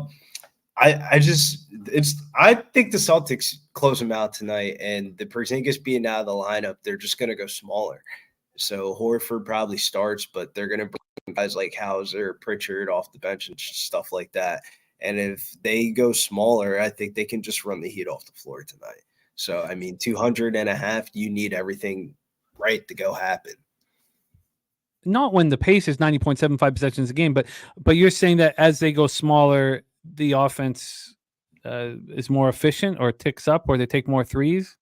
No, I wouldn't say they take. Yeah, I would say take more threes, but for this matchup, I feel like the Heat injuries are more important than the Porzingis being out. Like the Heat depth is like absolutely shredded, and I just don't see them being able to compete with Boston in this one. I would lean towards the under, but I mean, man, Boston's team total is 107.5. He told me if Boston scored 115 points in this game and they won by 17 or 20 points, I wouldn't be surprised. Did you think about moving on the Celtics first half or anything, or were you no, just too big of a spread? Too big of a spread, not that important of a game. Sam Hauser tonight, he's going to make me some cash in this one. I got a lot of Sam Hauser props in this one. 64% of tickets, 88% of cash on the over. I'm interested in moving on this under. Very interested. Final score from Billy Friedrich, 102.87. I just want to take a quick look at Bet Online, a couple different books, what they did with it. Bet Online opened this up at 201, got down to 199, and now it's at 200.5. It's at 200.5 there. Let's see what Bookmaker and Bet Chris are doing with it. Bet Chris or Bookmaker have it opening up at 202. Getting down to 199.5. It's climbing. It looks like it's climbing. Okay, so I'm going to wait. But I plan to be on the first half under and the full game under. And I almost think that the full game under is maybe a better look than the first half under, because this could become sad for the Heat late in the game. If you had the option between the first half under and full game under, does any appeal to you more than the other? I would probably say full game under, but I like the under in the Dallas Mavericks Clippers game more than the Miami Heat Celtics game. Well, let's roll into that one. Dallas Mavericks, 10 p.m. Eastern at the Los Angeles Clippers. These Mavericks 50-32, 25-16 on the road. Clippers 51-31, 25-16 at home. We're at Crypto.com Arena in Los Angeles, California. And after this, we have our gold member horse race. We thank all the gold members out there. Dallas and the Clippers playing at 92 possessions a game. And here, I mean, the Clippers are shooting 43.5% from three in this series. There's just no way that they can continue that, in my estimation. And it makes me want to not only be interested in your under, but it also makes me want to fade the Clippers here. Yes, Jeffrey Moore, my man, let me give you it right here. This is the I might still have it on the copy and paste. Let me see if I can do that here. Do I have it? Yes, I do. There it is. And thank you, Jeffrey Moore, for following him. And we really believe in TJ, and we're excited to see how he does this year. He's here to make us money. And I think he's going to do that. And I'm excited about working with him. So here, let's go into the line history. We have this total sitting right now at 208.5. It's minus 110 to the under. This opened up at 209.5. It's got the exact same U-shaped movement. Actually, it's a little different because this got down, like the others, it got down to 207 around midnight. And then it climbed up to 209.5. And now it's dropped again. So we still have a 1-point move to the under. From the point spread scenario here, we are dealing with the God, I need a bounce back night in NBA so badly. I'm so angry about what happened last night. This opened up at -2. The Mavericks are now -3. So we have a 1-point move towards the Mavericks. Let's take a look at the cash flow. My pleasure, Jeffrey, my man, and respect and thank you for supporting the guys that we have on the show. 41% of the tickets and 89% of the cash is on the over. So we've got big bets on the over in both games. Now, the Heat game has 64% of the tickets on the over. This one just has 41%. On the side, 46% of the tickets and 64% of the cash are on the Clippers, 46 and 64. So here we go. A Kawhi Leonard ruled out for Game 5. We know that's happening. I can't see the Clippers went 14-21 from 3. When the Mavericks came back, they started forcing Harden and Paul George off the 3-point line. Both Paul George and Harden went for 33. Luka is playing through a right knee sprain, and he doesn't look very good. But every time one of these elite scorers is banged up, whether it be an Embiid, and I'm like, look, I don't know what to do with Embiid's knee injury. Then he goes for 51. Whether it's Nikola Jokic before the last year's playoffs started, he was dealing with injuries down the stretch, and I was like, I don't know if I want to have a future on the Denver Nuggets when I can't trust his health. These superstars have been stepping up. This is not the Kawhi Leonards. These guys seem to play through it. 29, 10, and 10. He was just 1 of 9 from 3. He put all of the blame on himself for the game. Kyrie Irving is playing elite right now. So the question is, do you trust Luka's health? Do you trust Luka to bounce back? Do you trust that the Mavericks are to play? And tell us more about your interest in the under. Billy, take it away. Game 2 on the board, Mavericks Clippers. Yeah, in theory, I feel like the Mavericks should be favored here, and it's a good, solid bounce back candidate spot. But I think the value here is on the Clippers as home underdogs at the plus money price tag. But I think there's a little bit more value in the total wise. I'm leaning towards the under here, a playoff trend that just continues to cash. The home team win is underdog is 205, 166, and 3 since 2005, and 7-1 this season. So I like the under here in this one, under 209. And then player prop wise, they don't really correlate.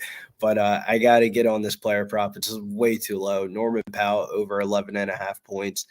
Best lines at -118 at DraftKings. He's been getting it together in Game 3. No surprise with Kawhi being out. He's attempted double-digit field goal attempts in 15 out of his last 18 games when seeing 30-plus minutes, and he plays better at home, going over his prop in 12 out of his last 15 home games. So Norman Powell over 11.5 points tonight. Tell me your thoughts on Luka here. BJ, we know what BJ's done all year in the NBA. He's been very, very, very good. And, he was on the Sixers last night. And, he's on the Mavericks. Brent Cook's on the Mavericks. What's your expectation of Luka in Game 5? As much as Luka's banged up, it's just I like the way the Clippers have been rolling. Momentum's a big thing in basketball, and we see the momentum shift mightily in that last game back and forth.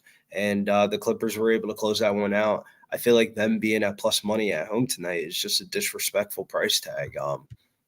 I can definitely see the Boston game being a blowout, this one being a close one, and the Clippers pulling it out. That's why I like the under. I think the over-under correlates with who you think it's going to win. If you like the under, you should like the Clippers. If you like the over, you should like the Mavericks. Interesting. What did you get on the 209? I can't find it. I would need to pay for it. -110 at FanDuel. -110, under 209, and -110. And Storm and Norman, that was -109? Yeah, no, -118 at DraftKings. my bad. Okay, thank you. Norman Powell. Shout out to our guy Tori Coker, PSR Gold member, in for the horse race. Thank you, Tori, for your support. Johnny Gunn says one would argue that there's a reason the Clips are underdogs at home. And North Ender just pressed. He's on the Mavs -3. And out of the hospital, I didn't know you were dealing with that. Man, that sucks, Tori. I'm so happy that you're out and you're back in action. Sorry that you had to go through that pain. Man, that sucks. Sucks. I hope you're feeling better. And sorry that you had to go through that. Troy Torrance says Mavs -3 and Mavs and Braves moneyline parlay. So basically you're saying the Clippers have the momentum. They've been disrespected with this line move. And if you had a free $500 bet, it would be on the Clippers +3. Yeah. But because I think the Clippers are going to win, I think the under's the better bet of the two. If the Clippers win, the game's going to have to go under. if the Mavericks win, I think that total could definitely sneak over 209. Okay, I'm going to need to sit with this Mavericks Clippers game, but I want the under in the Celtics Heat game, and I'm going to bet it. But I think I'm going to wait a little bit because I'd rather have a 201.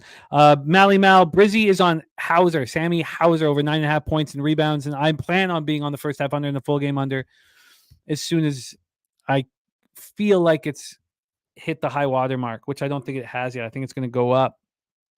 And then Brizzy is on the under 209 and Norman Powell over 11.5 points at -118. Brizzy, thank you for your time, my man. Thank you for your insights. 14-2 over his last 16 bets right here on this show. Brizzy, tell us a little bit about the Locker Room podcast for this week. Big UFC 301.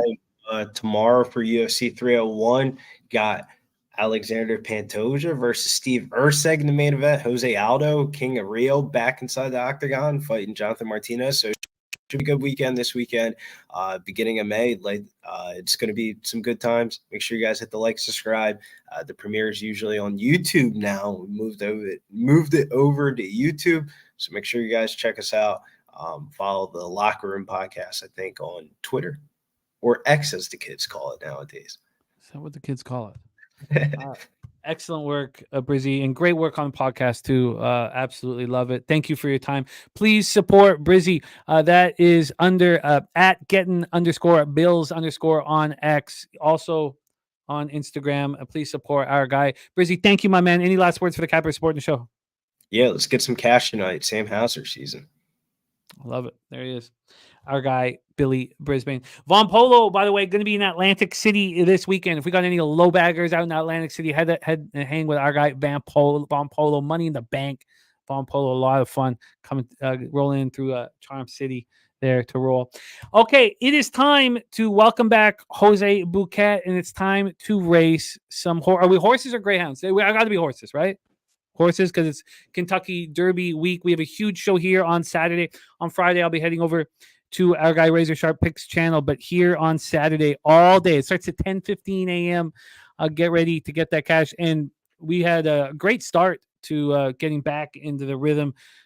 We had me and Spenny Penny Bombs went up to Woodbine, and Spenny hit for 1.1K on the pick 5 to close out the card. I picked up 400. You FaceTimed me too. Oh, you know why we FaceTimed you? I remember why. And thank God it was because your trainer had a race. What? Yeah, and we were going to tell you I was going to get, but then I was like, oh, I forgot. I was because we're drinking and we're smoking. Of course. I forgot to even mention it. I was just so excited to talk to you. I didn't even mention it, and then he no showed. Did you see him? Yeah, no, I didn't see him, but his horse didn't come out of the gate right. So the gates opened up, and he was 5 or 4 lengths back, and I was like, oh, thank God I didn't tell Jose to bet Drexler's horse here. Yeah. And if you would have saw him and didn't tell me, that would have been unforgivable. Because that guy's that's my guy. I mean, I'm not starstruck by anyone, but if I met the Martin Drexler, I shit my pants. That's very exciting. Very exciting. Your love for Marty Drexler, and you'll come over to the horse racing channel here on Saturday, because it will be we'll be going on alongside Say Hey Plays of the Day. They'll both be on at the same time, and please support both. Tori Coker says hoping his horse doesn't have kidney stones. Yes. Yeah, Tori, it's nice to see you. Kidney stones suck balls, so it's nice to see you, Tori. Newkirker says he believes that his horse has sweaty balls. Nothing wrong with that. No, I assume so. It's the smegma that's the big problem. I don't know if you guys know about it, but it's a huge problem with horses. And each track has a smegma cleaner. Sure. I don't know who does that job at Woodbine. It's not me. Let me just leave it at that here. So we're everybody rolling at the same time here. I think we need to add a little bit of time to the race. Sure. By the way, Jimmy, I now have PTSD because the Kentucky Derby last year, during the Kentucky Derby, I was in a dark place. Single bouquet in a dark place. You were, yeah. Though we did cash on the Kentucky Derby. God bless those Venezuelans. I need someone in the chat to let me know who the Venezuelans are for the Kentucky Derby. I'll take care of that for you. Somebody, because obviously we're going to come out and we're going to be back-to-back champs on their ass. Minute 30 is fine.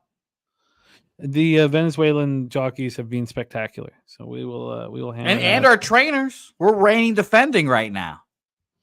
Reigning defending Kentucky Derby champions. We have the belt. You are. Kong's Clip's excited about all of this right now. So let's race. Jose's going to call the first 45 seconds, and I will call the final 45 seconds. But most importantly, we really, really want to thank you guys for supporting us here at Pub Sports Radio. We must win. This is not just a fun show where we're filling time. We're gambling and we're dealing with the consequences. And the consequences have been quite good over the last little while. They've been very good. We want to keep that going. And we thank you for all your insights, all your angles, supporting the channel. We have nothing without you guys. So truly, truly thank you. Thank you for the sea of green here in the chat. And thank you for being gold members. Jose, my man, how many horses do we have racing? We have 67 racers. This is like the Oaks of the Oaks, because we're doing a race on Friday, right, for the Oaks as well. Yes, we are. So that's okay. Everyone was going to want to win that. See, this is the Oaks of the Oaks here, pre-Oaks action here, and it's nice to see everyone. There are people going to come into my apartment very soon and do a bunch of shit that I don't know what, and they're about to hear me yelling at the top of my lungs calling this race. So I can't wait for them to come in. Before you do, I want to say a couple things here from the chat. Sure. Sean Pulliam, he could pull up at AC. So Sean Pulliam and Von Polo, it makes me so happy when low baggers meet, because you're just like, it's like you've been friends for your whole life. You have everything in common. It's just perfect right away. So I'd love it. Sean Pulliam going to pull up, hang out with Von Polo in Atlantic City. I absolutely love that. So let's get to work here. Jose, take us home and get us cashed. And Lil Domo sparking one up for this horse race. Let's do it. God bless. You have to. Let's get into it, guys. Storage Club is asking how he can get a horse in this race. Now, we won't have time to get you in on this one, but let everyone know how to get in on this horse race. $50 every Wednesday and Friday up for grabs. Storage Club.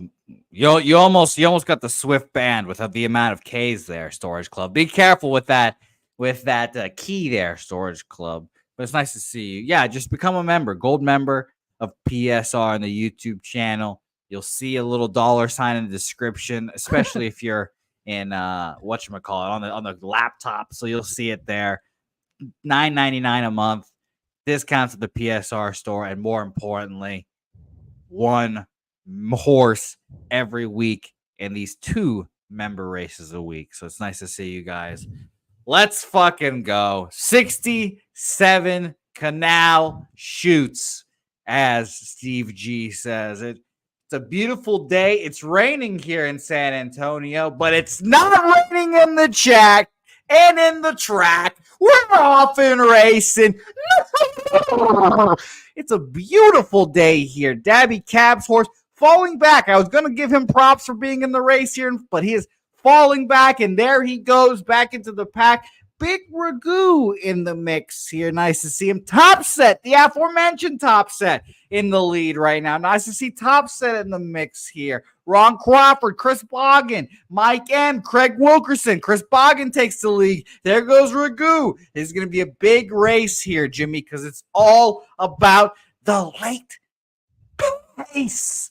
Who has it here, Jimmy? Who has a nut flush in the mix? Iron Eagle, Jimmy. Take us home. Little Domo in a nice spot on the inside, as is Tori Coker. Here comes Nut Flush Allen sticking his nose up in the lead. And here comes Jose Bouquet, watching Jose Bouquet moving forwardly. But here comes Big T making a big move, as is K-Wolf. K-Wolf trying to find the lead here. We got 30 seconds left in this horse race. Saturated. Jeff Slaughter making a move. Jeff Slaughter coming up to the front. Old E making a move. Here comes Lexicon. Lexicon has the lead. Big T trying to get there. Cheshire Cat with his nose up front as well. We got 15 seconds left in this horse race. Who's going to bring this one home? Jeff Slaughter trying to get involved. Here comes Nut Flush Allen. Here comes Nut Flush Allen. Nut Flush Allen trying to get in the lead, but Cody Norton says, no, it's my lead. It's my lead. Davies is your winner. Kent. $50 richer for our Kent Davies. Man, that was close. Nunya was right there. Cody Norton, third. Bo Jackson, fourth. K-Wolf, fifth. Philly Eagle Flyer, Big T, Big Show, said Porter, Old E coming in 10th. What a race. Kent Davies getting paid in full. A nice performance. By all here. And Kent Davies, now $50 richer. Thank you to all of our gold members and everybody for supporting the channel here. Cody Norton, nonplussed. He is nonplussed. King Al is on the Nationals money line. Also, we heard, Von Polo says, I'm going to hit your phone so you can put people in touch with me. Absolutely. Yeah, no, I'd love that. Von Polo, you should see if Loshak wants to roll through because he's not far. He loves going down there, and he brings his girl. He loves that stuff. She's a great cameraman for him now. That's the best part about this. We get to see what Pete's brain is up to camera-wise, too. Yeah. Lee Davis is on the Angels at plus 199. The Diamondbacks at plus 138 for him. I love it. So, yes, Von Polo in a AC. Let's get some cappers to meet up there. Let's review all action. I'm on the draw, my first draw of the season. God bless you. In Vegas, Dallas. And I'm on the under 6. I'm adding the Oilers -1 when the show ends. Then Jose and I are on the Cardinals. The Tigers have a 1-0 lead here. 2 out right now. The Cardinals. 3-0. What the hell just happened? 2-run. Okay, we're in trouble. We're in trouble here. We're in trouble. So truth teller got to be feeling good here. Got to be feeling good. All the Detroit backers. Miles Michaelis getting touched. You took full game, right? I took full game. Yeah. So, okay. They've come through for us a couple times late. Then 2:10 p.m. Twinkies, White Sox, no action. And then at 3:07 p.m., I'm heavily invested in this Blue Jays game. I got the under 8.5. I got the Blue Jays -1. Then I'm going to be jumping in on this under 8 with you guys in Pittsburgh, Oakland. I love the talk with Gagnon about Quinn Priester. I know that this one start is not going to tell the tale, but it's fun. We don't always have to, agree on stuff. It's part of the fun. Then TJ's on that under 8. Jose's on the A's money line and the under 7.5 -105. Daby Cab, Braves team total over 4. TJ's on the Braves -1. Daby Cab's on the Phillies first 5 -1/2. I took the first 3 -1/2 and the first 5 -1/2. Wine Time's on the full game under. I'm interested in it. I'm going to be looking at it. And I'm interested in that under in Cincinnati, San Diego. Jose's on the Yankees plus 128. I'm going to join him. And that concludes my action, I believe. That does. That concludes my action. Billy Friedrich, Rockies, Marlins, full game over 9. Cubs, Mets, we stayed off. Giants, Red Sox, we stayed off. Nats, Rangers, we stayed off. Cabs on the Astros, first 5 -1/2. Justin McKelvey, Stacks play today. Altuve over 1.5 bases. Dodgers, Diamondbacks were off. I want the first half under and the full game under in Heat, Celtics, and I am going to bet it. I'm going to wait, and I'm going to bet it. Yes, Chip, that's the first draw of the year for me that I bet. And then we have Sammy Hauser over 9.5 points of rebounds for our Billy Brisbane. Again, 14-2 in his last 16 bets here on the show. And then Brizzy's also on the under 209 in Mavs, Clippers, and Norman Powell over 11.5 points at -118. This is a big time of year for us. Soon it's going to be heavy analysis. I always get anal in there. Analysis on our baseball. It's going to be just heavy baseball. Right now, we have the playoffs in the NHL and NBA, and we got to get paid in full. And I've not been doing that in the playoffs. And I had that great run leading into this. I'm pretty upset. And I'd like to lock in and get that cash. Nuke Booker says, great show, guys. Off to the beer store before the Jays game later, fellas. Much love to you, Nuke. Love capping with you. So let's follow Jose's lead. He is real quick. Yeah. I live bet the Cardinals again. I took them again. It's a half unit. I'm not going to make it like official play we tweet out, blah, blah, blah. But I moved on them again, half unit at plus 377 there as well. Showing the faith that I have. I like the faith. But you know what I've been doing very successfully here is I would take the plus 2.5 at plus 105. Yeah, I've got even money as well. No, I like that look. I mean, it's been working very well for me. Now, but you see me in the NFL live streams. I'm not betting the money line on the dog when they're down. I'm taking the plus the point. So I'm kind of safe with my live action. But I'll be cheering for you heavy. I'll be cheering for you heavy here. We love you, AOD, Nuki, Von Polo, Chip Plylar, Coin, Mally, Mal, B Hawk, Steve G, Lil Domo, Storage Club, Billy Friedrich, Juan Ruiz, Topset, Nunya, Panger Life, King Al, Cody Norton, Billy Friedrich. Thank you guys. Truly, truly thank you. Fat Wally, my man. We have a huge weekend here at Pub with the Kentucky Derby. Hope to see all of you guys. And truly, truly thank you. Jose, continue. You're leading by example. You're making money, and you're making a lot of us money with your analysis and your insight. Please keep that going. We'd love to see it. 23 units is not enough. It's not enough. It's not enough for people to not question your bets. I'll tell you that. Well, people always have question. faith Don't in your worry about it. Jesus. You could be up 100 units, no question. It's not about that. You're betting the A's today, you fucking idiot. Oh, fuck me, I guess, huh? It's all right. It's all right. We'll see how it goes. Maybe I'll be a fucking idiot by the end of the show. Who knows? I don't think so. But- I think that 50 is the next spot. Well, let's get to 25. Yeah, And then nice. 50. Jose, can you please bless our action and let us into the future? Yeah, let's do it. I appreciate all you guys watching. God bless everyone that has working air conditioning and not 80-degree households. I'm jealous of you. It's going to be a fun evening of baseball. And yeah, Jimmy, I slept like a fucking baby last night knowing that the fucking Mariners were going to come through for us. Like a fucking baby. I knew, Jimmy, I have faith in you. I knew you were going to come through for us. And I said, all right, I'm just going to go to sleep. I was sitting there going, watch the Canucks ruin this. Watch the Canucks lose this hockey game. Watch it. Everybody watch this. Watch how could they possibly lose? They're in complete control. Just watch.